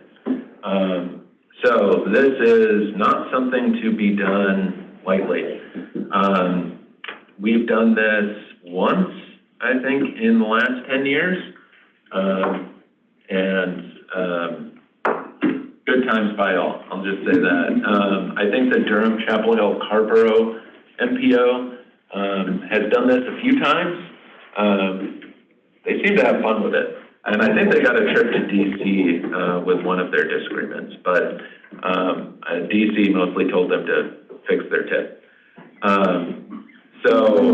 But this is an option again of, if the region does not agree with what's happening for whatever reason, if it's a project that people don't want, if it's a project that may have gotten funded with certain assumptions and during development turned into something else that people don't want. I would even point out if especially with the cost increases we've had, it's worth discussion of, we agreed to this project when it was 50 million. Do we still want it if it's 500 million? These are things to be considered, you know, as part of this option. But again, this is not an option we take lightly at all. Stopping all funding for transportation is, that's quite a button. I think with that, we will take a break. Are there any questions before we get pastries and coffee? Okay, let's take a break. We'll be back in 10 minutes, so 10:55. Oh, boy. Is Helen coming, or are you doing her presentation? I guess she's coming, because everybody told me to take it. I'm not doing it. I'll just say, there's the slides. There's the slides. And how do you want us to advance our slides, Tristan? I can pull up your slides. Okay, I have them loaded on the desktop. Oh, great. I may be doing it. All right, thumb drive, I can put it. Yeah, that'd be great. Thumb drive, or is it okay on there? So it should be okay on there. Okay. All right.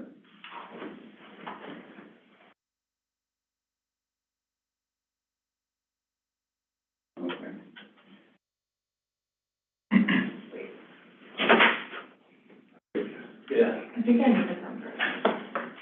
That was a marathon. Correct. Yeah, you do this for 7 or 8 years, and it's just, I know, I need to like. Maybe get up and do jumping jacks or something. I have found that I'm just like, a lot of those analogies, I think I took out the last 2 years, because I just got tired of saying them. And now it's like, all right, I don't have anything better. What is it good? Oh, New Lafayette Highway, lighting mistake. I did, those are. The big problem was no one saw it as a priority. And so, Yeah, I didn't know who it is. no, just our region. But yeah, the whole plant pulled that out and caused the nuclear option. And then, so my understanding is DOD essentially was like, you know, Logan, do you want if half do this this, thing? You're not getting. What's it? I don't know, it's cinnamon sugar, it looks good. Yeah. Which? The sausage ones, the left ones. The left ones are, you know, after they make that. The left ones are plant-based sausage, the right ones are bacon. And then, there's a division. It's just like eggs, cheese. A croissant in there. Yeah. Because I think those are good things for me to say to people on the street. You went to Owl? No, but in our case, when you actually look at it, it's about split, it's only in the first year that we've had a couple of pop up, we've only had one complaint. Yeah. Quite sticky on the outside. Anyway, stay away. Got a lot of questions, but nothing but. No. I don't know, I think he always has a standing appointment from like 9:30 to 10:30 on Friday. So. I only went on this morning yet.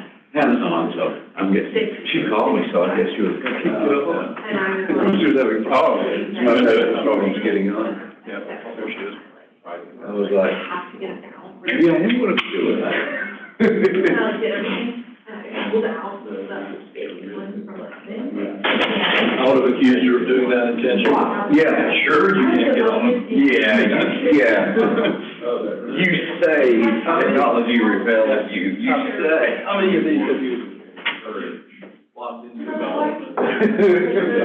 There's no problem. Yeah.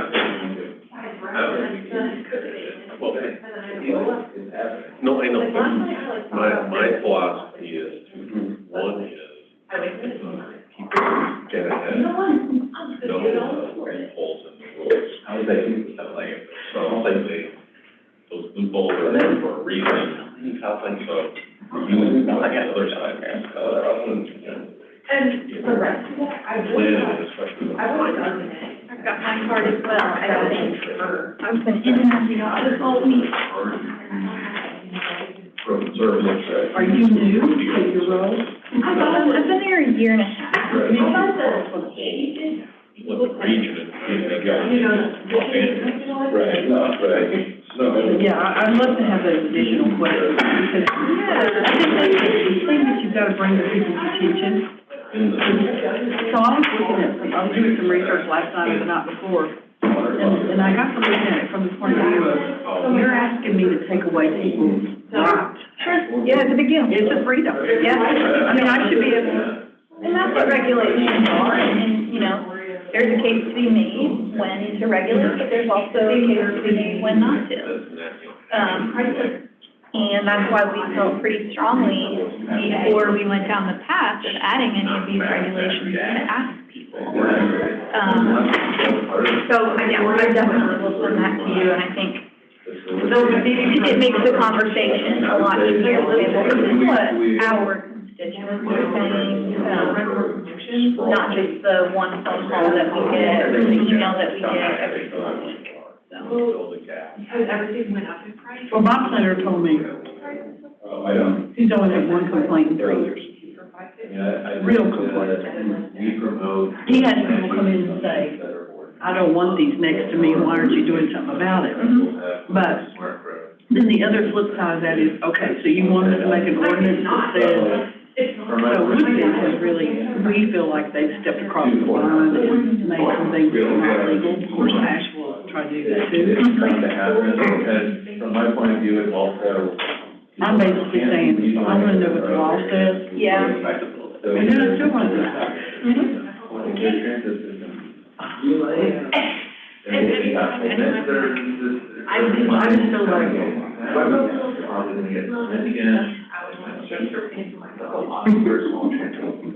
This is what my husband said. If you don't want people to have an Airbnb, go live in a homeowners association. Don't live in town. And right now, that's what we've said as well, is with the number of apartments, with the law at the state level, it's much more appropriate for it to be regulated by a homeowners association than it is for the government to handle that regulation. And that's what we've been saying to people. I don't want to say it's easy to regulate at the homeowners association, but it's certainly a lot easier than trying to get the town to regulate. Well, yeah, if every homeowner that exists in your homeowners association Feels that way. Feels that way, vote it in. Yep. And then all future people, it'll be on the bylaws, so they buy there. Yep. And they'll know it up front. Yep. Because when we bought a home, not where we live now, but the previous home, we were in a homeowners association. We knew it. Sure. You know, your door has to be this, your mailbox has to be that, and you can't have a camper parked in your yard for more than 3 or 4 days. What you do is you don't. That's exactly right, and so that certainly is what we've been telling people that do call us regularly.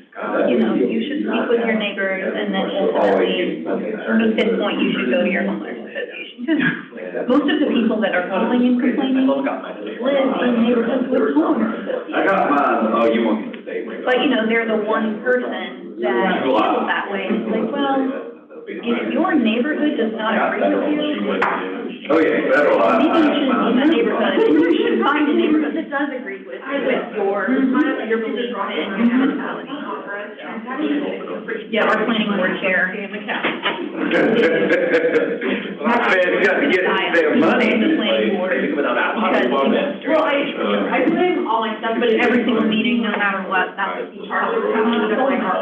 We're working on a comprehensive plan, I've given you the feedback that we need, after the time. And so, we have a person like that, who has decided to make a permanent, or go and make a list of all the ones. Yes. I feel like she's gospel, because she says, I have a list of 100, but my planning person says the most I can find is 37. So your list of 100 may be in this area, right? This is the town. Right, yeah, a lot of it's done by zip. And I'll say the other thing that I don't think our board is gonna start to regulate, is because of the occupancy tax. So our tourism authority gives us a significant amount back from the taxes collected from Airbnb. And for that reason, I don't think they will go down the path of regulation because that's money that's coming into our town that our town property owners, et cetera, are not paying. But it So what also, I'm trying to figure out is, yeah, I think. I was trying to figure out if there was Chairs you have here, you know, it's like. got it on the rate and then kind of calculate how many that has to be, you know? And I don't know what that formula is. I mean, I know it's a tax rate. So are you a PH or an F? I asked the planner yesterday, I said, PH. does the money come into you? And he said, no, it goes to. Yeah, And I should have recently gone through something with John back here. And we're both John D's, J-O-N. J-O-N, not J-O-H. Yeah. Why waste the letter? It's fine. Ours comes from the TDA. But- We have it, yeah. Oh, the PH, you need that. Tourism Development Authority. Well, no, everybody says The money Stephen. comes I'm out like, at the county level. hey, I thought about that. In what world have we decided that PH is the, That's how we're gonna they're physical. Well, Weaverville's is. Unfortunately, I'm confused. I would think. There probably is. My name is doing that regularly. I would think you guys would have TDA. I'm at the agriculture tourism. Well, my, thing is, people, which are my first, which are my last. Most of the time, not all, I know. Oh, exactly like it sounds. Thank you. Oh, awesome, thank you.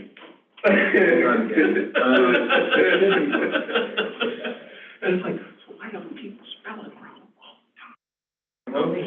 Yeah. I mean. Do you want me to, can you let me have to go full army on them. a co-host so then I can go Boy. there? Yes, please. I kind of lollygagged at the beginning and then it was too good.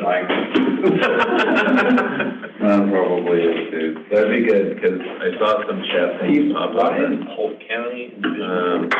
Why is it in North? yeah, Anna, you should be up there. That's a whole different question. I'll get there. Oh, yeah. I don't know what, It's just how so, they do that. I can half understand Henderson, but Polk seems, I mean, It's way out there. yeah, it's all Like, like that. no one else wanted it. It must be surrounded by at least two other, I guess, whatever Gastonia is. All right, yeah, mayor now, co-host, not Kennecook, From Charlotte area, so. very close. Okay, it is a little after 10:55. I hope everyone got, recaffeinated and sugared up. At least here, there's more than enough sugar to, cause health problems for all. Just really quick, and then we'll get to some of our other presenters. General rules and transportation.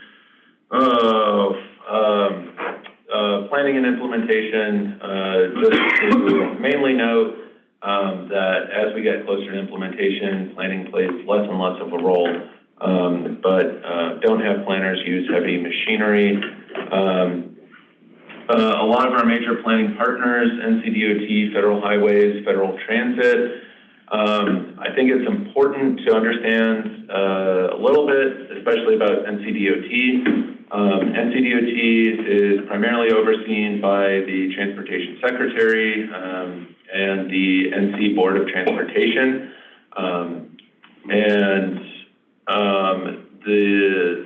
The Department of Transportation is split up into 14 different divisions.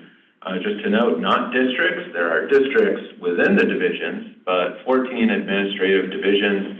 Our region overlaps with Division 13 for Buncombe and Madison, and Division 14 in Haywood-Henderson, and that little bit of Transylvania we got.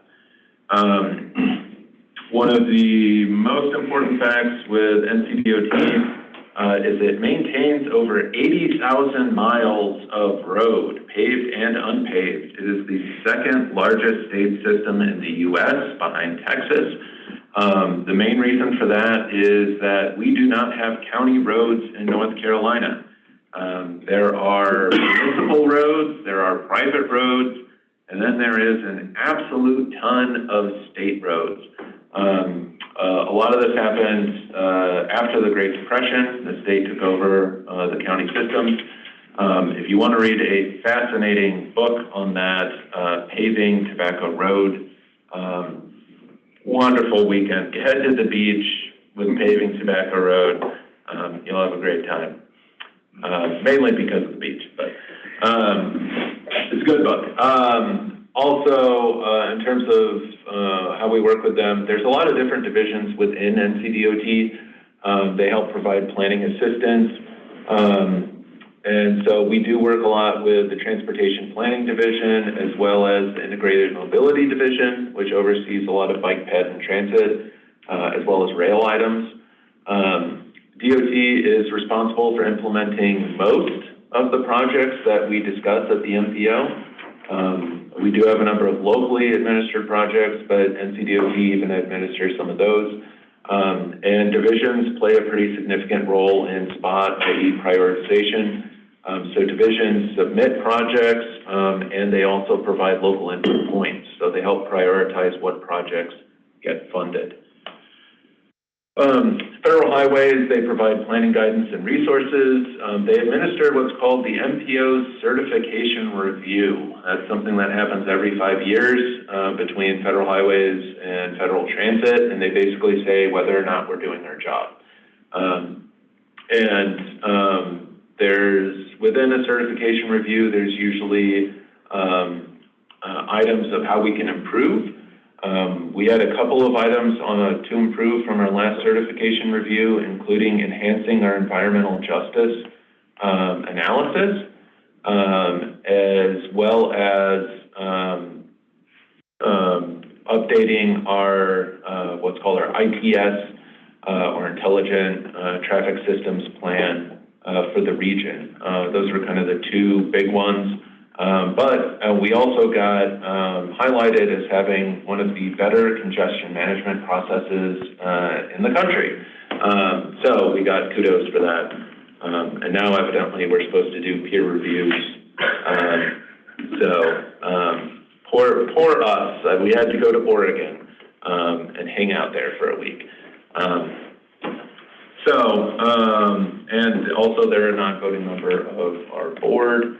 FTA, a lot of the same stuff, but to note, FTA provides assistance to FTA grant direct recipients. For our region, that is the city of Asheville, not the MPO. So Scott on our team, he oversees a lot of the transit responsibilities of the MPO. But in terms of working with FTA, we cannot do that. Only the direct recipient can work with FTA. A little bit of the difference between MPOs and RPOs, our rural planning organization partners. There is a whole lot of similarities, but MPOs federally required for areas over 50,000. RPOs, there's no federal requirement. Again, I think we're lucky as a state to have them. MPOs, we do have lots of federal requirements for the documents that we keep up with. And we do receive additional funding through the federal programs that RPOs don't play or don't get to utilize. RPOs and MPOs both play a role in prioritization. So we, in that process, we have equal roles. From my general perspective, the MPOs, there's a lot more responsibilities and in a lot of ways, powers. Given our documents, also the funding is certainly the carrot with the MPO. But the thing that I'd like to also point out to try to be unbiased is we have to spend a whole lot of time maintaining those documents. A whole lot of what we do is, I would say in some ways, more bureaucratic than some of our RPO counterparts. I would point that out as one of the differences. Transit planning, just fairly quickly, the MPO's role in transit planning, like a lot of other things, is pretty nebulous, but the way it generally works is the federal government provides transit funds, and within those transit programs, they say, you know, this much is going to a state, and that state has to split it up to different regions. And the MPO essentially determines what happens with those funds within a region. And then based on those determinations, the direct recipient, the city of Asheville, provides those grants to various subrecipients based on what the MPO has resolved to do. There's 4 general types of transit funds that are kind of go through this process. The Section 5339, that's bus and bus facilities. Section 5311, the formula grant for rural areas. Section 5310, the enhanced mobility for seniors and individuals with disabilities.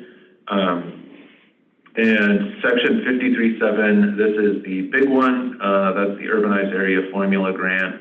Our region gets more than $4 million per year in funds through this program. And with Section 5307, that is funding for capital and operating assistance within the urbanized area. There are requirements about how those funds are used and who's eligible. But all in all, the MPO kind of basically lays out which transit agency gets how much money. So in our most recent formula for how we did that, we added Buncombe County and Haywood County to receive urbanized area funds, and the MPO decided, you know, City of Asheville gets this much of the urban funds, Buncombe County this much, Haywood, Henderson, et cetera. And that's something we'll be updating, especially with the new urban areas in mind. Also, job access reverse commute. Just really quickly, this is a former transit grant program that got consolidated into 5307. The MPO elected to set aside 10% of our 5307 funds for job access reverse commute projects. So right now, one of the big projects one of the big routes that's funded is between Asheville and Black Mountain, utilizing these funds. 5310, it's a much smaller source of funding. It's roughly $500,000 per year. And it's geared towards projects that enhance mobility for seniors and individuals with disabilities. Nonprofits are eligible for this funding source, which makes it a little bit unique. But that's something we hold a call for projects annually. Well, no, you're not getting a break. We already had a break. That is it for transit planning. And at this point, I will hand it over to Hannah Cook to talk about complete streets. So Hannah, are you able to share your screen? I think so. Can you guys hear me all right? Absolutely. Okay, great. So let me know when you're seeing the presentation. There it is. Cool. So yes, hey everybody, I'm going to talk to you about complete streets and early engineering as my title slide suggests. Okay, it's not advancing, so let's see. Did it advance for you guys? Yeah, it did. Okay, cool. So I'm going to begin with just a complete streets overview that will include kind of highlights of our policy, goals of that policy, really the evolution of the policy before really focusing on planning, including CTP, NTP, other locally adopted plans. And then I'll briefly touch on project development, really to emphasize the importance of including the complete streets elements in the planning stage. So the complete streets policy provides a meaningful path forward for the department to address access, mobility, and safety needs for really all users of our roadways. So that includes pedestrians, bicyclists, motorists, and transit riders. And we really want to make sure that we encompass, all ages and abilities in these improvements. So simply put, complete streets are streets for everybody, or that's our intention. So the department's policy requires our staff to incorporate multimodal facilities in our designs and incorporate those appropriate facilities into our transportation projects. So the policy really renews the department's commitment to engage with locals, just to make sure or to ensure that those needs are being met and that our roadways are serving the transportation needs, again, of all users. So for those of you who may be unfamiliar with Complete Streets, there are really 4 primary goals. First is to reduce pedestrian crashes and unsafe conditions for pedestrians. Second, to improve access and mobility for those without a vehicle. Third, to enhance the quality of life by providing transportation choices such as transit, walking, or biking. And fourth, just to ensure that the department has equitable transportation system, again, that works for everybody. So when we look at the history of Complete Streets, it really does go back a few decades. North Carolina first established a bike program in 1974. And then much later in 2009, the department's board adopted the first iteration of the Complete Streets policy. The 2009 policy was most recently updated in 2019. So our current 2019 policy that we have today rescinded and replaced those previous policies and guidelines. So kind of corresponding to the policy updates in 2019, structurally, the department actually merged several individual units in Raleigh into one. So we merged the public transit, bicycle, and pedestrian divisions into the one integrated mobility division that Tristan just alluded to earlier. Updated guidance came out in February of 2020 that really helps that 2019 policy. There also have been some work groups that were formed to address sort of some policy gaps for maintenance, cost estimation, and planning. So those work groups have been developing policy and really programmatic recommendations, and they include both internal and external stakeholders. So it's really been an iterative process, pretty heavily, especially the last 5 years or so. But I think we're moving in the right direction. So let's talk about Complete Streets at the planning stage first. So I believe Tristan has gone over with you earlier in the agenda what a CTP is, but just as a reminder, a comprehensive transportation plan is that mutually adopted transportation planning document, and it really identifies the multimodal transportation needs of a community or a jurisdiction. So the CTP may include or reference, other locally adopted plans for public transportation, bicycle facilities, pedestrian facilities, and greenways. The adopted CTP or the MTP really functions as the controlling plan that identifies, non-motorized facilities that should be evaluated as part of our roadway projects. But we do look at other locally adopted plans, and I'll go into that later. But as long as other locally adopted plans recommend a facility that addresses a transportation need or meets NCDOT's design standards, it's typically considered as well. So I do want to talk about these Complete Streets project sheets. So these sheets were introduced into the CTP development process. And really these project sheets outlined a recommended improvement. So it proposes a typical section for a roadway project, sort of explains the identified need for the project, provides some data to support that, but also provides the Complete Streets recommendation. So these sheets really kind of lay the foundation for identifying Complete Streets needs. So for projects where a project sheet hasn't yet been included in the CTP development, we submit these project sheets for documentation of Complete Streets needs during the strategic prioritization project submittal process. And so this project sheet really carries forward as a key document for early engineering and project development.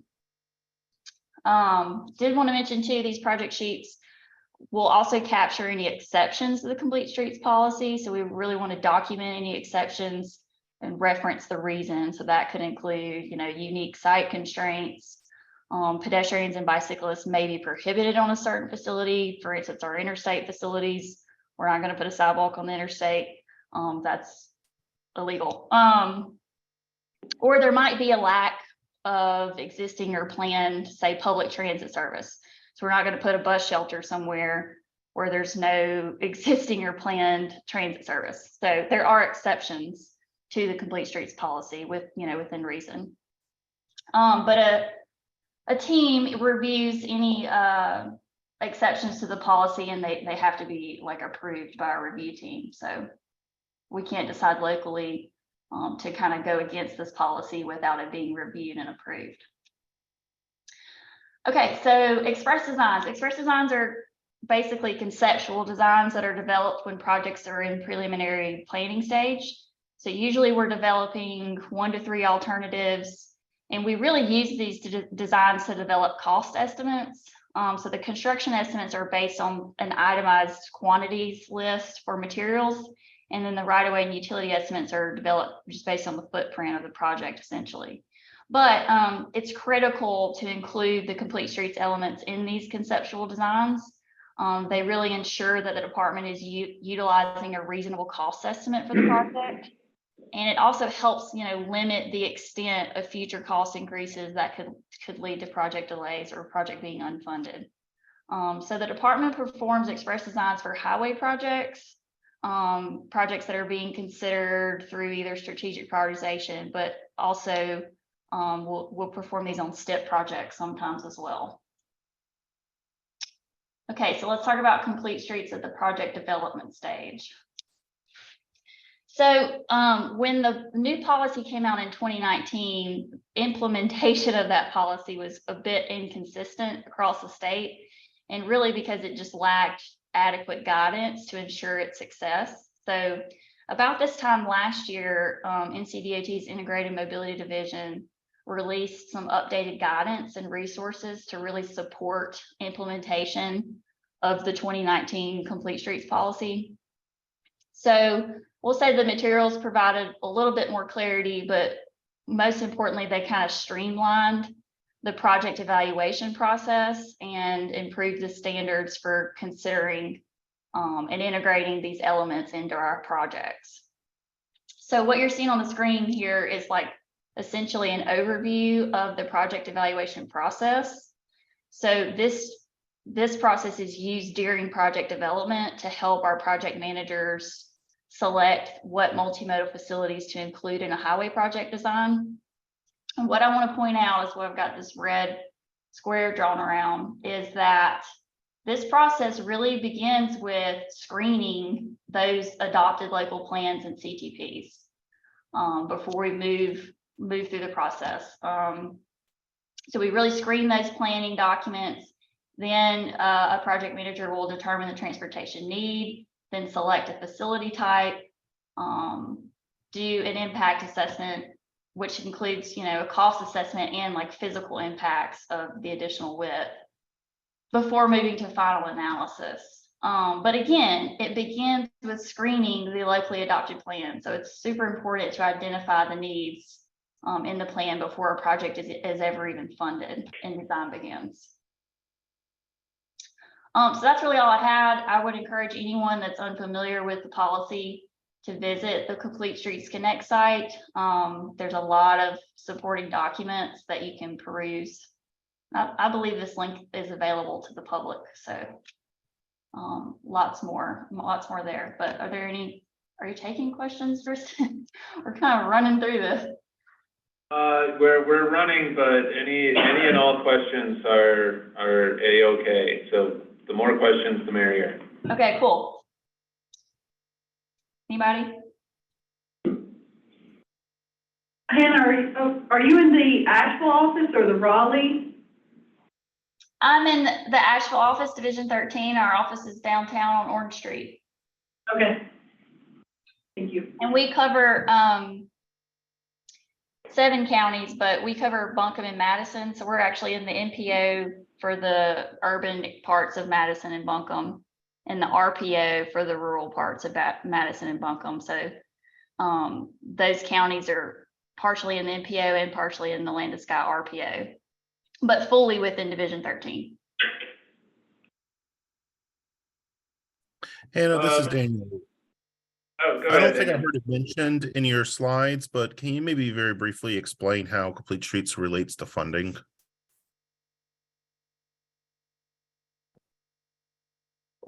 I mean, we're including Complete Streets in our highway projects that are funded in the STIP. So it is a little bit different than, you know, a standalone bike ped project is funded either through the MPO directly with the LAP projects that Tristan, you know, went through earlier.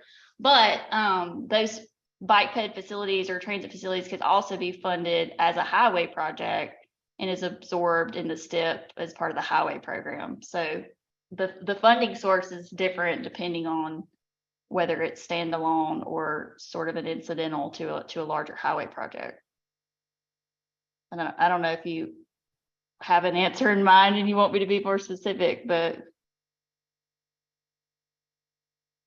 there are several different ways to get a bike ped project on the ground. If you piggyback on a highway project, that's when the Complete Streets policy is applicable. Yeah, I think along that vein, something to point out is that right now in state law, there is a prohibition against the use of state funds for standalone bicycle and pedestrian projects. So the funding in the state of North Carolina for bike ped projects almost entirely comes from federal sources, the federal sources that come to the state for the state to utilize. That's part of the Strategic Transportation Investments Act. I think something to point out with Complete Streets that sometimes gets lost is it's in some ways, well, in a lot of ways, a cost efficiency consideration. We've seen a lot in the past where there have been projects put in, a highway project put in, and then later on it has to be retrofitted to add sidewalks or bike lanes. Retrofitting roads and highways is very, very expensive. And projects do not come along every couple of years. Generally, when you get a project on your highway, that's the way that road is going to look for a long time. So making sure you get things right is very, very important. Hannah, I do have a question. What are the engagement requirements for local governments and MPOs and RPOs in the express design process?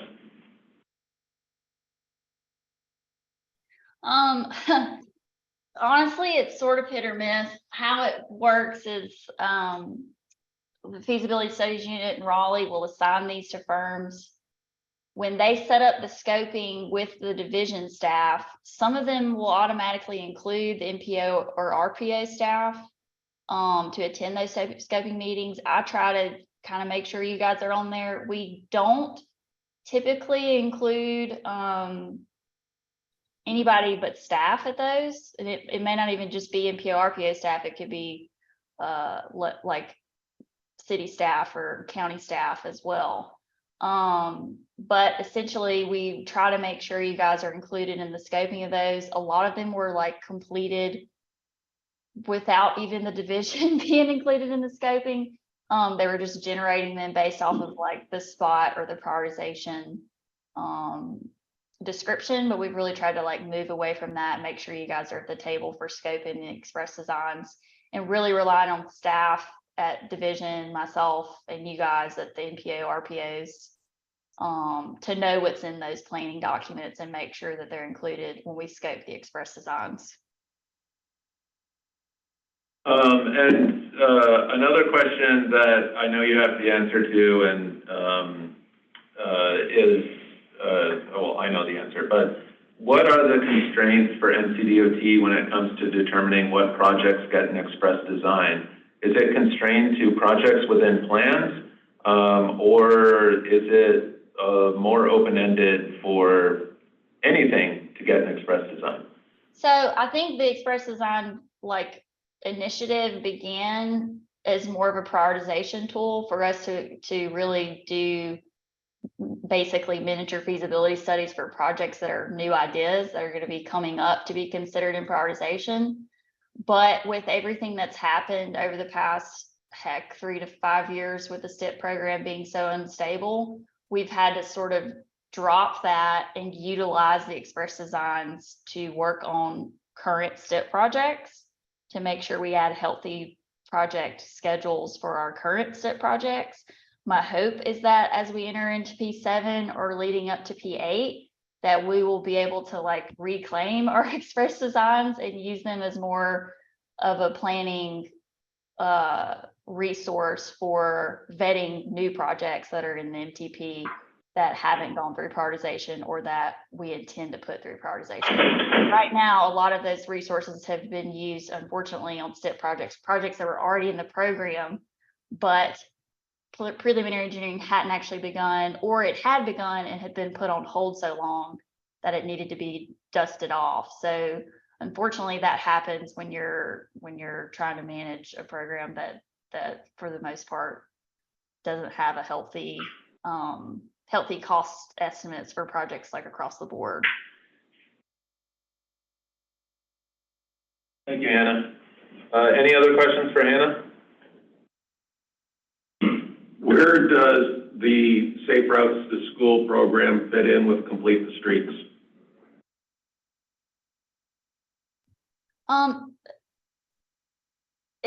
It's pretty separate, actually. I think most of the Safe Routes to School projects are also standalone bike ped projects. I could be wrong about that.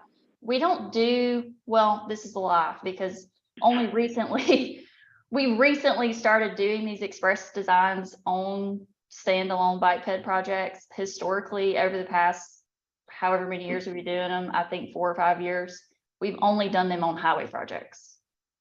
Just recently, we have scoped a few express designs for standalone bike ped projects, but again, they're projects that have been in the STIP program for 6, 7, 8 years, and there's been no preliminary engineering done on them.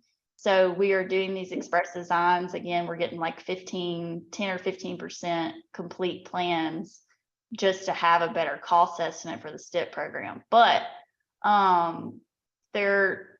I will say the Complete Streets policy isn't just specific to our STIP projects. It is applicable to all of our projects. I mean, there's some maintenance projects like resurfacing that are usually completely within the right of way. We can't, buy right of way and build a sidewalk as part of a standard resurfacing contract. But we could do something like we did on Merriman Avenue, where you can do a road diameter, change the configuration of the pavement markings within the same width of the existing roadway that's being resurfaced. So I have not known of an instance where the Complete Streets policy or express designs have included anything from the Safe Routes to Schools program. It might just be an oversight. I mean, if there's something specific you would like us to look at, we can include a review. Sounds good. Yeah, just to point out, Hannah and her team have been great about finding those Complete Streets wins within the maintenance program, especially as of late. So a big hats off to Hannah, Mark Gibbs, Brendan Matthew, and others at the division on getting some of those.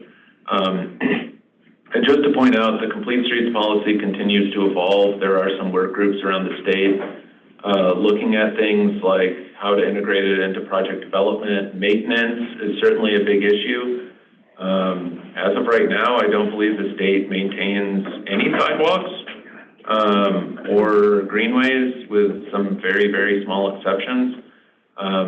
So maintenance agreements to make sure that once a sidewalk goes in or a multi-use path goes in, someone's going to maintain it, has been a sticking point for a number of years. So did I hear you say, because I think I did, you cannot get the bike ped program approved on a standalone basis in North Carolina, period. Is that what you said? State funds will not be applied State funds. towards standalone bike ped That's what I projects. thought. All of the standalone bike ped projects are funded with the state's allocation of federal funds.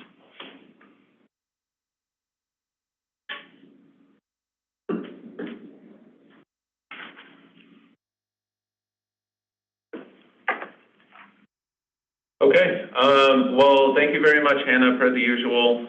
You are a great resource for this and a lot of other stuff. With this, we'll hand it over to Steve Williams, the Division 14 Planning Engineer. I've been asking Steve made this presentation randomly, I think like 5 years ago, and I've asked for repeats ever since. Basically, what happens after your project gets funded, and all the different steps involved, Steve will walk us through. So take it away, Steve. All right, and this has changed a little bit from the past 5 years. Since the process has changed, and so has the presentation. But it's what we want to do. Tristan had a slide earlier. Projects don't happen overnight with the sloth. I wasn't real sure about the analogy there, what he was getting at. But so we're going to try and answer that question as far as why does the project development process take so long? The presentation's changed a bit. We're going to look at how we used to accomplish project delivery and how we're doing that now. Easiest way to look at this is a linear project life cycle. We talked about, or Tristan's talked about, long-range planning, prioritization process, applying funding to that step. And then in the past, the project management team has fallen within that blue box. And then, of course, maintenance and operations after the facility is constructed. Just looking at the blue box, you can see all the disciplines that are involved, a lot of communication, a lot of complication there going back and forth. And we used to have this nice linear progression, and this is what I used to go through in kind of detail. You can see some of the steps there, and also the merger screening. We'll talk about that in just a little while. And there's public involvement. And all that's just to develop the environmental document. And then we get into the actual design process and different percentage of plans that are milestones as we go through that. We were looking to improve this process and to shorten it somewhat. And so a committee was formed called the Integrated Project Delivery Team. And it consisted of consultants in the industry, experts in those different disciplines that you saw on the earlier slide, just trying to figure out a way to make this process go a little bit smoother, to reduce bottlenecks and such. This document, the Project Delivery Network, or PDN, so that we have an acronym, was developed. And this is a 334-page project delivery tome. The background of this is, So I know everyone's thinking that only the government could create such a monstrosity. It's very similar, actually, to the linear progression that you saw project development earlier, but with many more steps. And it does have some really cool features here. I know this looks overwhelming. It did to me when I first saw this. The goal is to develop a well-defined and transparent process with achievable project schedules, milestones, and dictation of individual roles and responsibilities. It is more collaborative, and it helps to reduce bottlenecks. Customizable for large or small projects. So if you had a small bridge project that didn't have much right-of-way, then you could eliminate all the gray boxes, which are right-of-way, or excuse me, utilities are the gray ones that didn't have many utility impacts. You'll note at the bottom those colored rectangles. They all have different disciplines in those, and those are reflected in the actual stages. 4 stages, project initiation. The alignment defined is kind of the design, actual roadway design. Actually having plans is the stage 3. Stage 4 is the reviews and getting all the specifications, the documents that go along with that contract. The diamond-shaped black boxes, white interior, are the milestones, and all the color boxes are the activities. This is continually being revised. I think the first iteration was back in 2020, I think. And we're going to look at, there's going to be a little bit of overlap here on the express design discussion that we had earlier, looking at stage 1.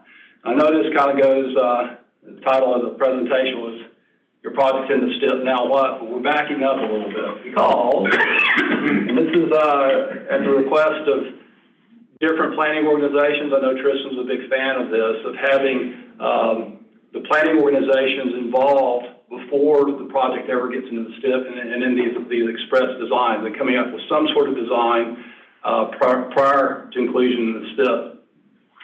Used to be that a project in the STIP was, the description was somewhat vague. It wasn't very well defined at all. So you see at the very top, coming from that spreadsheet, the long-range transportation planning, both Tristan and Hannah talked about these CTPs, MTPs, your local plans, downtown master plans and such.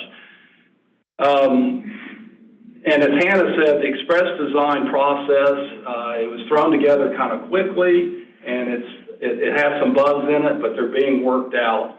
I think now pretty much all express design scoping meetings, the planning organizations are involved, or we've certainly been trying to do that. And you're trying to come up with a design, basically, before it's ever submitted, before it ever winds up in the STIP. As Hannah said earlier, most express designs are projects that were submitted into the prioritization process.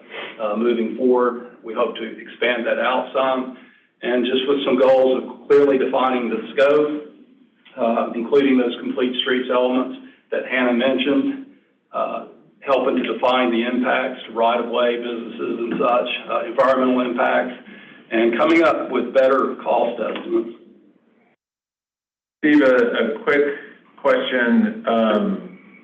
Where in the IPD process is local coordination explicitly pointed out? It's throughout. So there's several different, if you look at, let me find it. I think it's a green box, it's a pink box. So anything that's pinkish has public involvement. And that includes the local coordination, both with planning organizations or local officials. Yeah. Let's see. Oh, and then express designs also, as far as clearly defining the scope. This is where the purpose and needs statement is defined, which is extremely important. Frequently, when we have project opposition, it's based on us not meeting the purpose and need of the project. So explicitly defining that up front goes a long way for the rest of the project.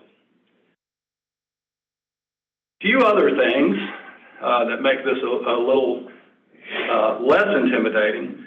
This is an electronic document, and I just took screenshots of this. If you click on any discipline down at the bottom, it will highlight that discipline's role throughout all 4 stages. So I just clicked on, let's see, utilities, environmental, and right-of-way. And so the dark green, the environmental, you can see where that starts, the role that's in stage 2, stage 3, and stage 4. Same for the others. And even though it highlights those, it's very important to keep in mind that all these different disciplines interact with each other, and that's really where the time-consuming aspect of project delivery comes in. So, for instance, On stage 2 there, if you were looking at those right-of-way block boxes, the blue, and it's just talking about advanced right-of-way acquisition and preparing cost estimates. If you didn't complete your environmental analysis, if you didn't know where, excuse me, your wetlands, endangered species, if there's maybe a Native American site somewhere near your project, if you didn't identify those first before you started putting down an alignment, well, you couldn't purchase right away. Same way with utilities. If you didn't have your utilities defined and you started working on advanced right-of-way acquisitions, well, you might not incorporate those utilities, and you'd have to go back and repeat that step. So there's a lot of back and forth in this process. It is important to complete each stage of this before moving on to the next stage, just so that you don't leave something out.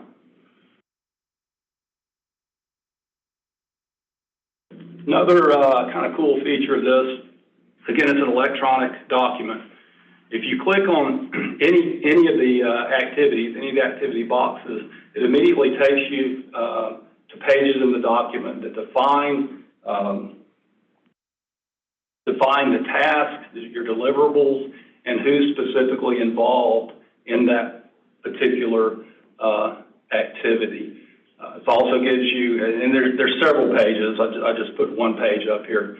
It also shows, has direct links to different guidance documents, so it's really easy for anybody that's in the process to access those and work within those guidelines. And the question that always comes up is, why do we have to do this? As I think Tristan was talking about earlier, if there's federal or state funding in a project, then you have to jump through a lot more hoops than if it's like a locally funded project. I know of a greenway, and I won't say where it is, it's going in, that's in a wetlands.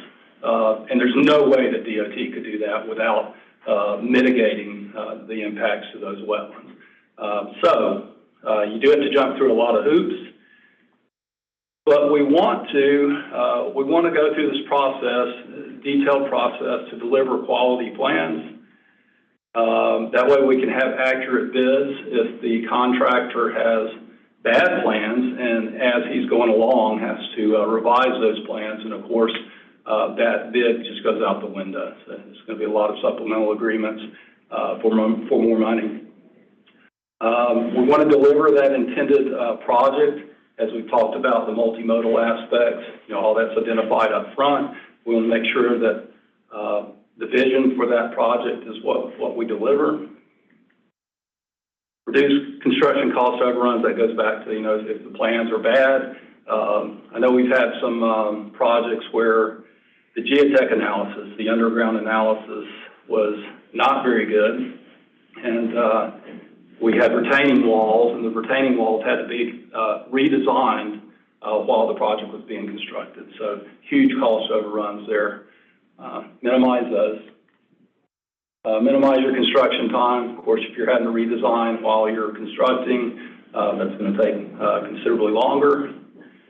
Construction zone safety, that also goes back to minimizing your construction time. The least amount of time that you can have your construction guys out in the construction zone, the better. And that's also, as far as safety, that's incorporated into the design process. And then, of course, identifying our environmental resources impacts and either avoiding those, minimizing or mitigating those impacts.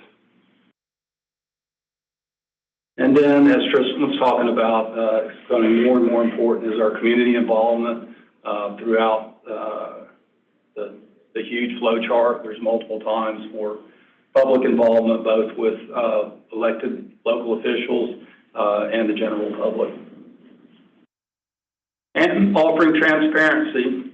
Unfortunately, transparency frequently the more transparent something is, it seems like the more steps that there has to be in order for everybody to be able to follow that. That's it for me. Does anybody have questions?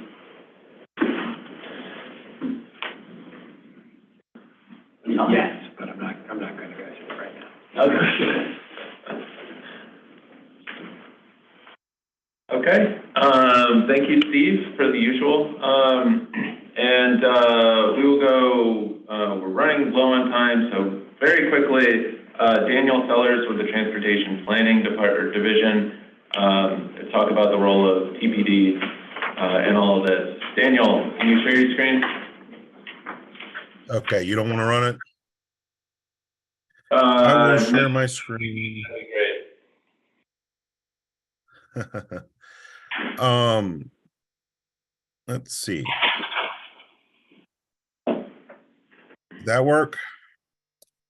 Yep. Now I can't change slides.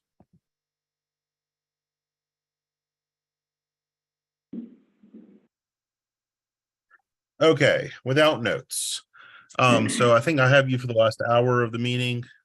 And as introduced, I'm Daniel Sellers. I'm with the Transportation Planning Division. We're based out of Raleigh. So unlike all the other speakers, I'm not there today. Tristan has asked me to talk about just two basic topics today. One being just what my branch is and what it does. And then otherwise talk about traffic forecast. And I don't see how we do those two things without talking about traffic counts. So that's going to be the core of today's 15-minute presentation. So my division can roughly be broken up into about 5 disciplines. One is the planning groups, and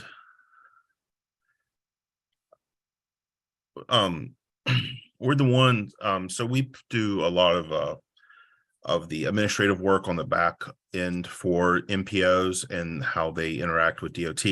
That includes things like administration and budgeting and meetings and trainings like this, as well as preparing CTPs for MPO and non-MPO regions. And that puts us in a position to liaison between the MPOs and various DOT segments. But making no mistake, MPOs go to these people directly. There's direct lines of communication. We also have a travel demand modeling group, and they prepare models from as small as city scale to as large as state scale. We have the statewide initiatives group, which I think is fascinating because they get all types of interesting statewide plans, clean transportation plans. They run our air quality conformity program. They maintain our federal functional class database, and then they do things like freight plans and truck parking plans and electrical vehicle plans. And then the two we're going to talk about more today are the traffic surveys group, who collect and analyze traffic data, and traffic forecasting, who are one of the groups who project traffic data. I can't do a presentation without mentioning the CTP. Tristan already introduced it with the onion chart. It's been mentioned several times. This is the first real planning document, highest level 30,000 foot document that we prepare. And it is foundational in the sense that, it doesn't change very often. As we've seen recently with TIP amendments and, the spot process, there can be constant change in the rest of our planning program. But as a needs-based plan, CTPs only really change if a project's completed or if a change in growth assumptions invalidate an old project or validate a new project. So we can sit on these for a little while.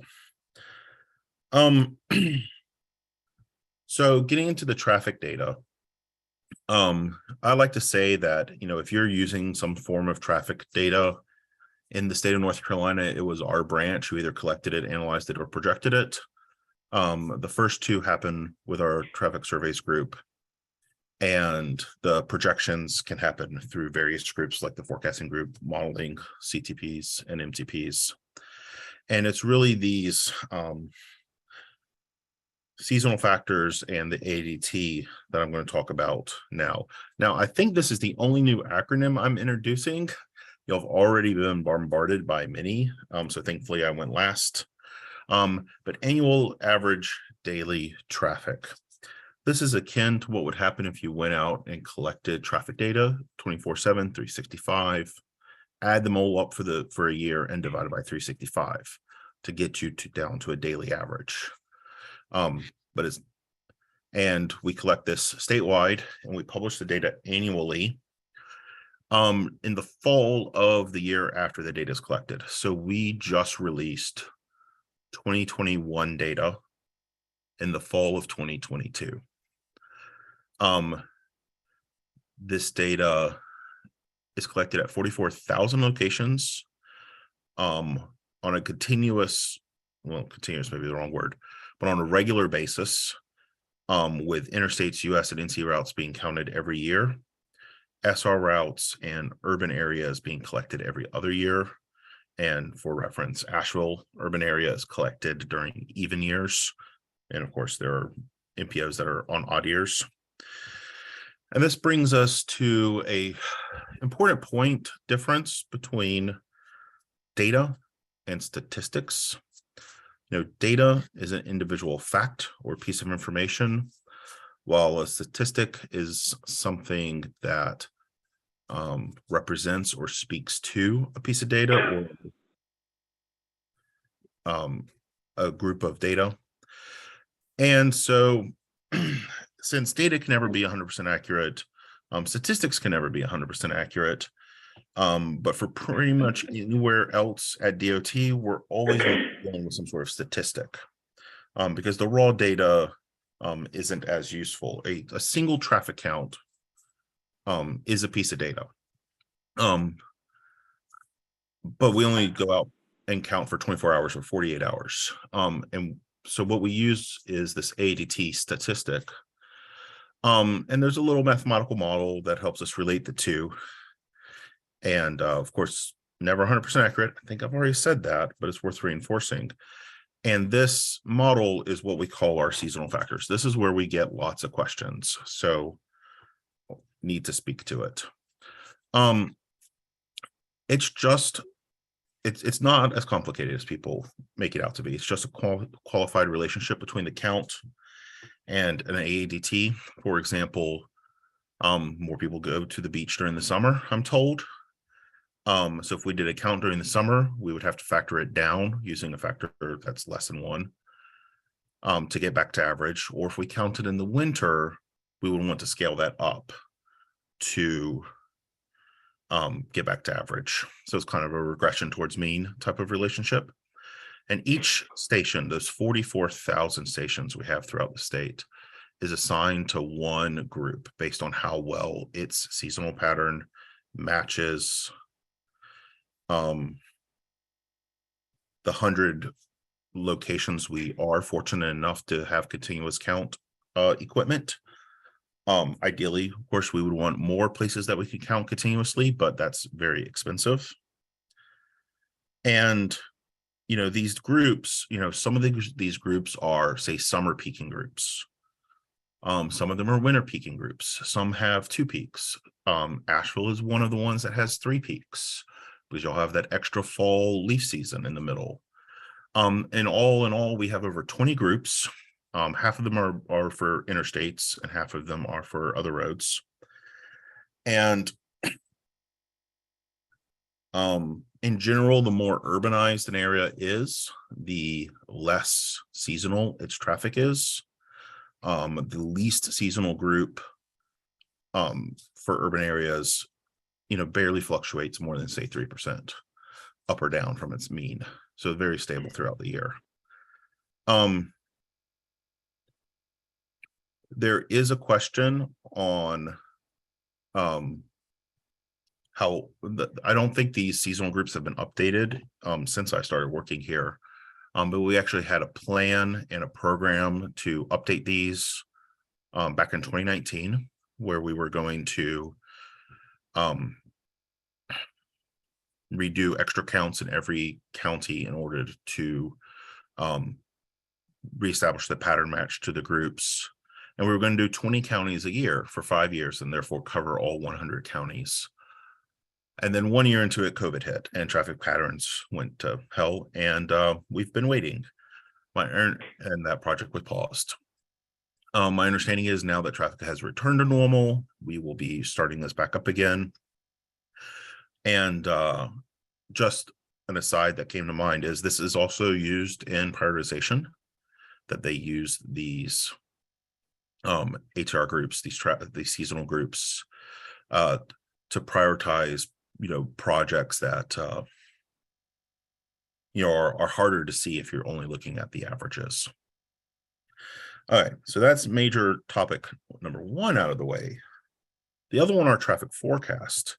Now, in general, the purpose of a traffic forecast is to provide this detailed data about that project development needs to do the project design. And they need to know different characteristics and compositions of the traffic. And this differs from the higher level strategic planning we do at the CTP, MTP level. Really, like, CTPs exist to identify deficiencies, and traffic forecast exists to provide the data to solve them. But they both rely on very similar data. But forecasts err on the side of what is happening, what will happen. They get more involved in asking you about permits. And the planning process is a little more aspirational, where we're looking at general patterns of development. But all in all, they're updated every 5 years. That's generally how long the feds consider a traffic forecast good for. MTPs are also updated every 5 years. CTPs tend to linger for around 10 years, every other update cycle, more or less. And then forecasts are done for every project. So if you remember that the onion chart, even at the very core of it, when we're still doing project development and project design, every one of those has a forecast being developed for it, unless it's very minor and not expected to affect traffic patterns. So like resurfacing projects, a safety guardrail installation project, we don't do forecasts for those type of things. They're objectively developed independent of the project needs. So it's not the project team going out and justifying their own project. We have a core group of people responsible for developing traffic forecast, and they're reviewed and approved centrally. I've developed a few forecasts. I've been involved in reviewing many more. So this has been around for a while. They consume a lot of data, but they also produce some real interesting statistics, which I don't expect you to really have top of mind. But 2 of the things I want to point out are these last 2 on the required inputs, the data gathered from the community and the travel demand models. These are where you can have a lot more interaction. Any model is just a representation of a real object, accounting for some of its properties. It's not a complete description, but it's a simplification. And specifically for transportation demand models, these are basically math formulas to translate land use into travel demand. And where does that land use come from? Well, it comes from you. NCDOT does not take responsibility for preparing socioeconomic projections, land use projections. They have to be developed and adopted locally. The MPO is about to start its next round of projections, so I encourage you to definitely participate in that. Review those documents carefully, because they will guide us for the next 5 years as to all the CTP and MTP development and all the project forecast all rely on this data. But in the end, models are just a tool. They're an important tool, but they're just one of them. And they should never really be used directly in forecast. They're complemented with other data, like the traffic counts. We go out there and get vendor data from like cell phone carriers. One of the vendors is called Streetlight. We used their data for like the Merriman Road study, for Transylvania tourist study. And an important adage is all models are wrong, but some are useful. And they are more useful if we augment them and alloy them with data gathered from the community. As part of every traffic forecast, the forecaster is supposed to reach out and contact the county or city planning office, really the MPO, the division, myself. We should all be getting these communiques and questionnaires. And please respond to them. It is difficult to get to drum up engagement, but there are just some things we will never know. And what the things we're trying to look for are growth trends, land use patterns, developments, traffic patterns, and seasonal variation. And for example, I did a project in Boone where we thought you could make a left out of the mall at this kind of unsignalized road at a 5-lane intersection. And as soon as we showed it to somebody locally, and they were like, no, that's impossible. Nobody makes a left there. Because you're 30 feet from an intersection, and then there's nowhere to queue after you make your left. And of course, we were having trouble getting the data to match reality. So, that solved it. Seasonal variation, I had Transylvania County push back on me recently about traffic around DuPont State Forest, where we had it assigned a generic group 1. And they said, no, this is much more seasonal. And so I contacted the ranger, got the visitor logs. We did some extra counts. We pulled the streetlight data. And yeah, sure enough, it almost perfectly matched group 6. And we were able to change the way we did the analysis. And we wouldn't do this unless you volunteered it. The other thing we're really looking for are deviations from plans. If we adopted a land use plan 3 or 4 years ago that said an area was going to be, farmland, agricultural, but a developer moved in, got a zoning, permit, zoning change, and made it, a subdivided residential area, that changes things, and we need to know about them. But in the end, we produce a overly simplified traffic forecast that kind of looks like this. The one for like I-26 is 8 pages. But this just has all the relevant data in an engineering level simplicity. And of course, then we go build $1 billion project on it. So mark me, I think that's the end of my 15 minutes. I like to close with some quotes because, humor is scientifically proven to make you smarter and make you remember things. This first quote basically sums up my entire presentation. The job of any model or formula or methodology that we have is not to be perfect, but it is to be more useful than no model.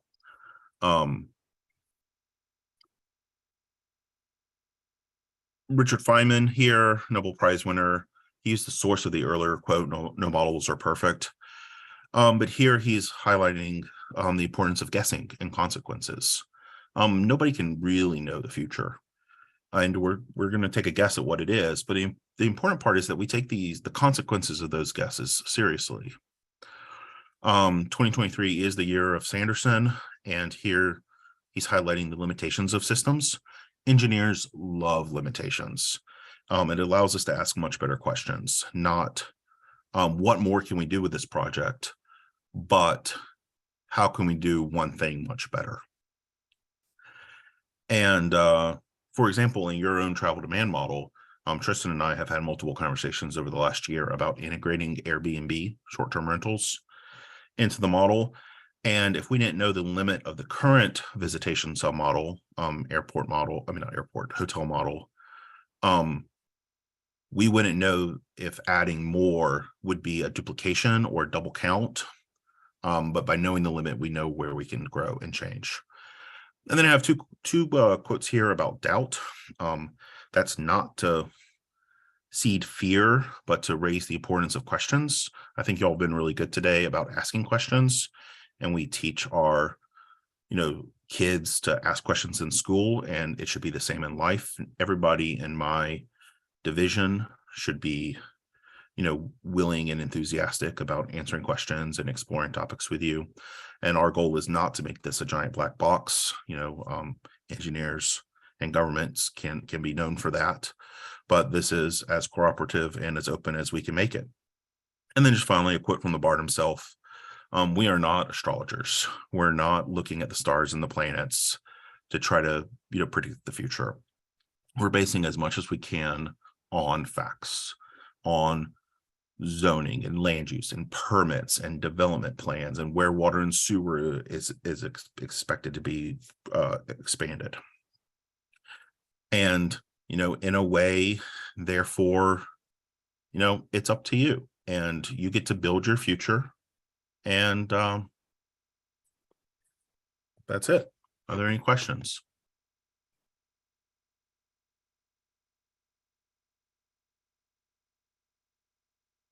Alrighty. All right, thank you, Daniel. We do have just a teeny bit left, so my apologies for going over. If you need to go, we will be posting this on our website.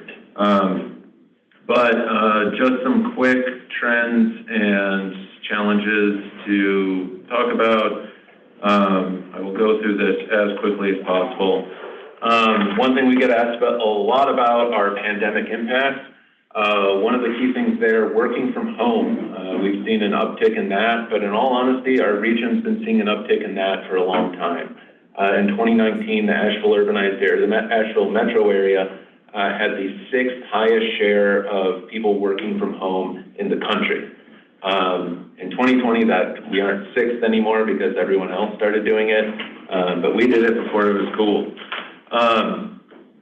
So also in terms of pandemic impacts, we've seen the total hours of delay drop, and they have not really come back up. This is across the state, 2019, 2021, and 22. Even though, as Daniel mentioned, the total amount of people traveling is back to above where we were 2019, the amount of delay that's happening has changed. And a big part of that, of what we're seeing, is that people's patterns have changed. Not as many trips are happening during a lot of the rush hours. And we're seeing that in our region as well. This is the 5-county area. So Buncombe, Haywood, Henderson, Madison, Transylvania. Hours of delay is still something that's below 2019 levels. One thing that isn't coming back, or another thing that isn't coming back up is regional transit ridership.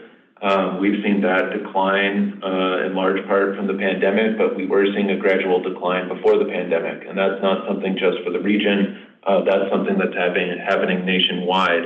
To point out, you see a spike between 15 and 16. I'll point out that a lot of the reason for that spike is a change in data collection at the city of Asheville. They changed the way they counted ridership, not so much due to a spike in actual ridership, sadly. The MPO did work on a regional transit study. One thing to point out with transit right now is that transit is very much jurisdictional dependent. We don't have any fixed routes that cross county lines. So every once in a while, we'll get a call asking, how do I get to downtown Asheville from Waynesville? The answer is you get on a Haywood County fixed route bus, then you get on a deviated bus to the county line, you get on the Buncombe County bus, and then you get on the Asheville bus, and then you're downtown. The regional transit study looked at potentially forming a transit authority to provide cross-county service. Commuting patterns, as we mentioned, one of the big trends there is the amount of commuting going across counties is increasing a lot. And that also accounts for telecommuting. We're seeing a lot more people in our region with employment based in Wake County and Mecklenburg County. Those aren't people driving every day, hopefully, because our numbers of people living here and employed in San Francisco has actually doubled.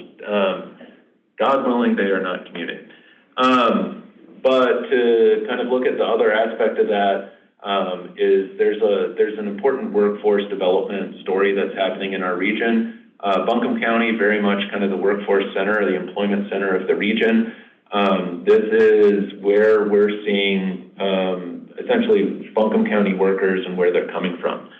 We are seeing a huge uptick in people, essentially Buncombe County workers coming from outside of the county. Of the roughly 32,000 jobs that were created over the last almost 2 decades, 29,000 of those jobs are being filled by people outside of the county. Also within that data set, we can break it out by lower income workers, and what we're seeing is lower income jobs aren't necessarily decreasing, although they are slightly, but we're seeing a lot more of those jobs in Buncombe County coming from outside of the county. And we're seeing that on lower levels as well. This is from the city of Asheville. We're really seeing a big shift both in where, largely in where local or lower income workers are coming from. Safety is another trend that we like to keep tabs on. Total crashes in the 5-county region has been going up more than we would prefer. It's been going up quite a bit. We did see a dip in the total number of crashes in 2020, but I'd note that our fatalities actually went up. Bicyclist crashes has been kind of zigzagging, but the general trend, again, is not in the direction we prefer. And another vulnerable user group, pedestrian fatalities, that's something we're seeing a big uptick in. 2020 was a record year, and that is in every single county, not just centered in any one place. So safety is something that we've had as a focus point for a while. We did apply and were awarded a $320,000 Safe Streets for All planning grant recently through the federal infrastructure bill. So that's something we're hoping to get to work on later this year. Another part of that is the Hellbender Regional Trail. That's a plan that we developed at the MPO to kind of connect our various municipalities with the regional trail system. Hopefully to rival the American Tobacco Trail and some of the trails further east. So that's another initiative at the MPO. Projects and grants, something we've been talking about a lot over the last year, is that DOT's projects have gone significantly over budget, requiring us to right-size their budget and remove a number of projects that were planned throughout the region.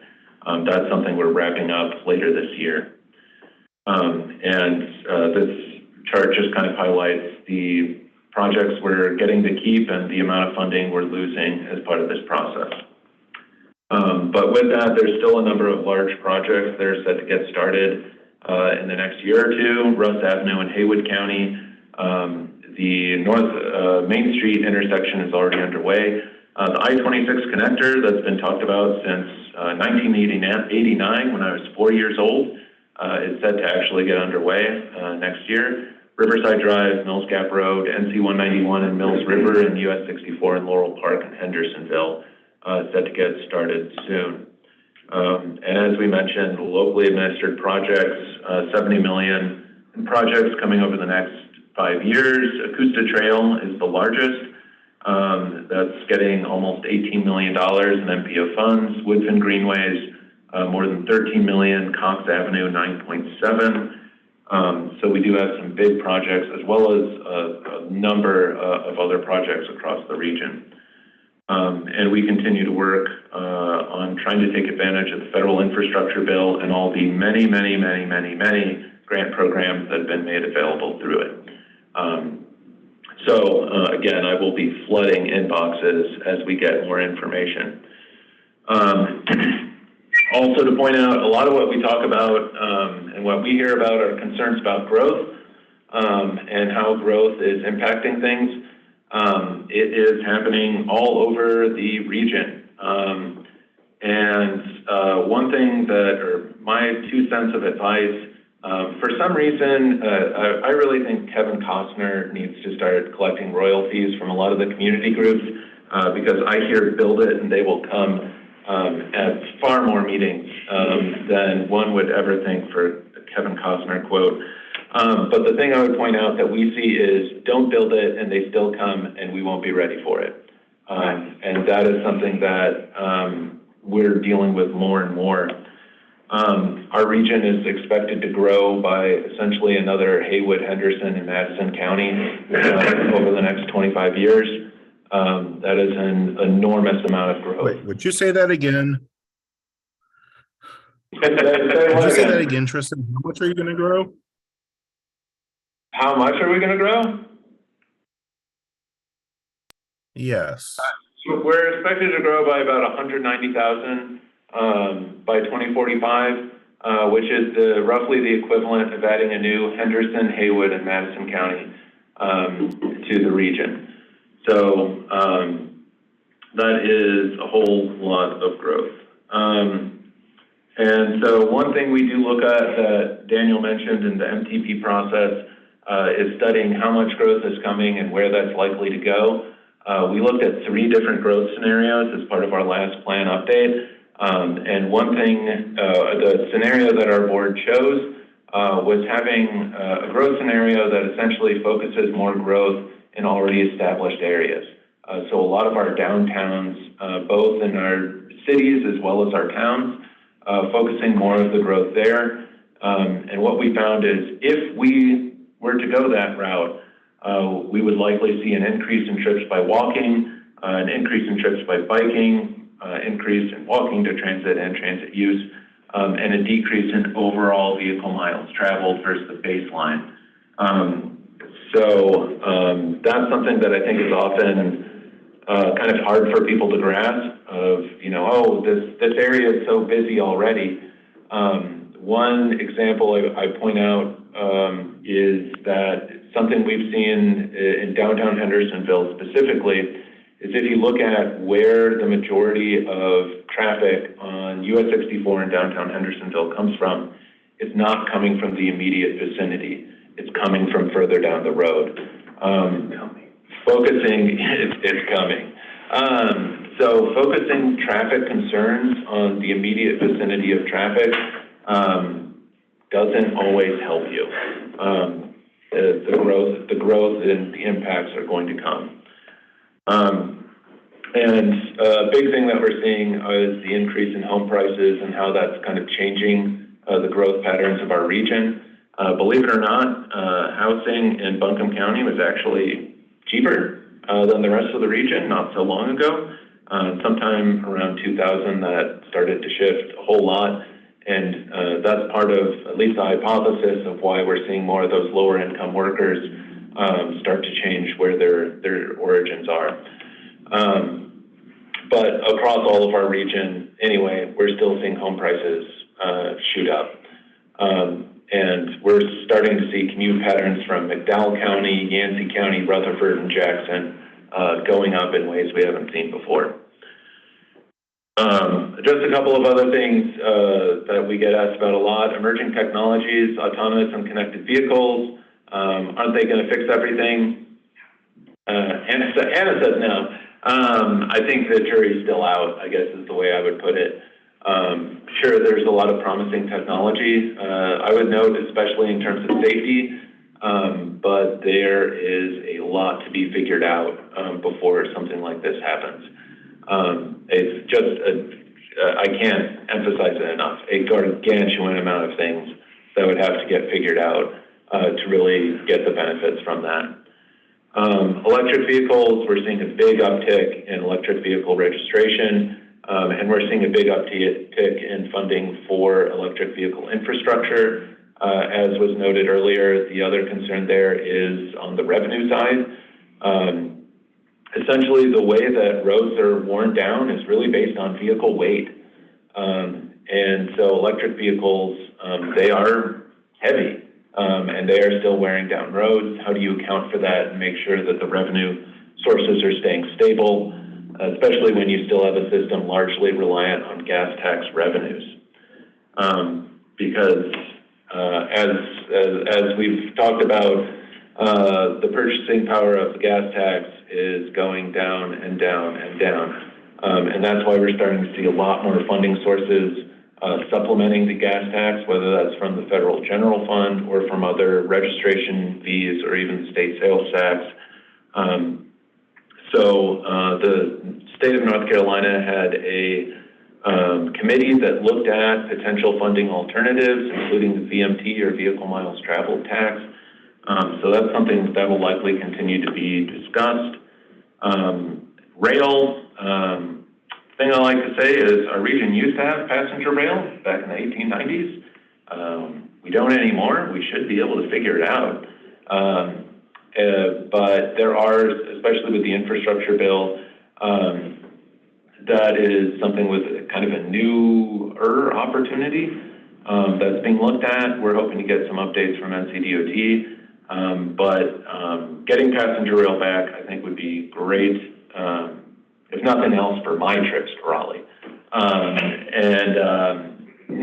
Think of the poor MPO staff. It would be a big, big effort. And I think this is my last slide. Resiliency and climate change, that's something that's getting kind of a new focus from the infrastructure bill, but in all honesty, that's something our region's kind of having to deal with more and more. A fun fact is in 2019, even with I-26 under construction, the top 2 congestion bottlenecks in the region were areas that had rock slides. That is one of the biggest issues, as well as a lot of the flooding events we're seeing. Haywood County was hit very, very, very hard a little over a year ago. We're seeing more of that throughout the region. Hendersonville has had a lot of flooding issues, especially on their southern end, as well as the Swannanoa River. So how we deal with that and maintain a resilient transportation network is something that we'll be talking about more and more. I'm sorry, last slide. And equity, that's something that's also gotten a renewed focus. The MPO has a number of requirements when it comes to equity and environmental justice. What you see blurrily mapped is our communities of concern from 2015, but really trying to make sure that as we plan a transportation network, the distribution of the benefits of projects and the burdens of projects are being equitably distributed is something that we try to do. It's something we're required to look at. So making sure we aren't just targeting all of the roadway widenings to wipe out lower income and minority communities, and making sure that all of the projects that are full of burdens aren't being focused in higher income communities. That's something that environmental justice analyses as part of our MTP is meant to do. So, it is 12:20. My apologies for going over time, but that is our orientation. We will be doing more educational events throughout the year because there is much, much more to cover. But we will stick around if there's anything anyone wants to talk about, discuss. Staff is available to chat for a little bit longer. But for everyone who came out today, thank you. I hope this was fruitful and helps provide a greater understanding of what happens at the MPO.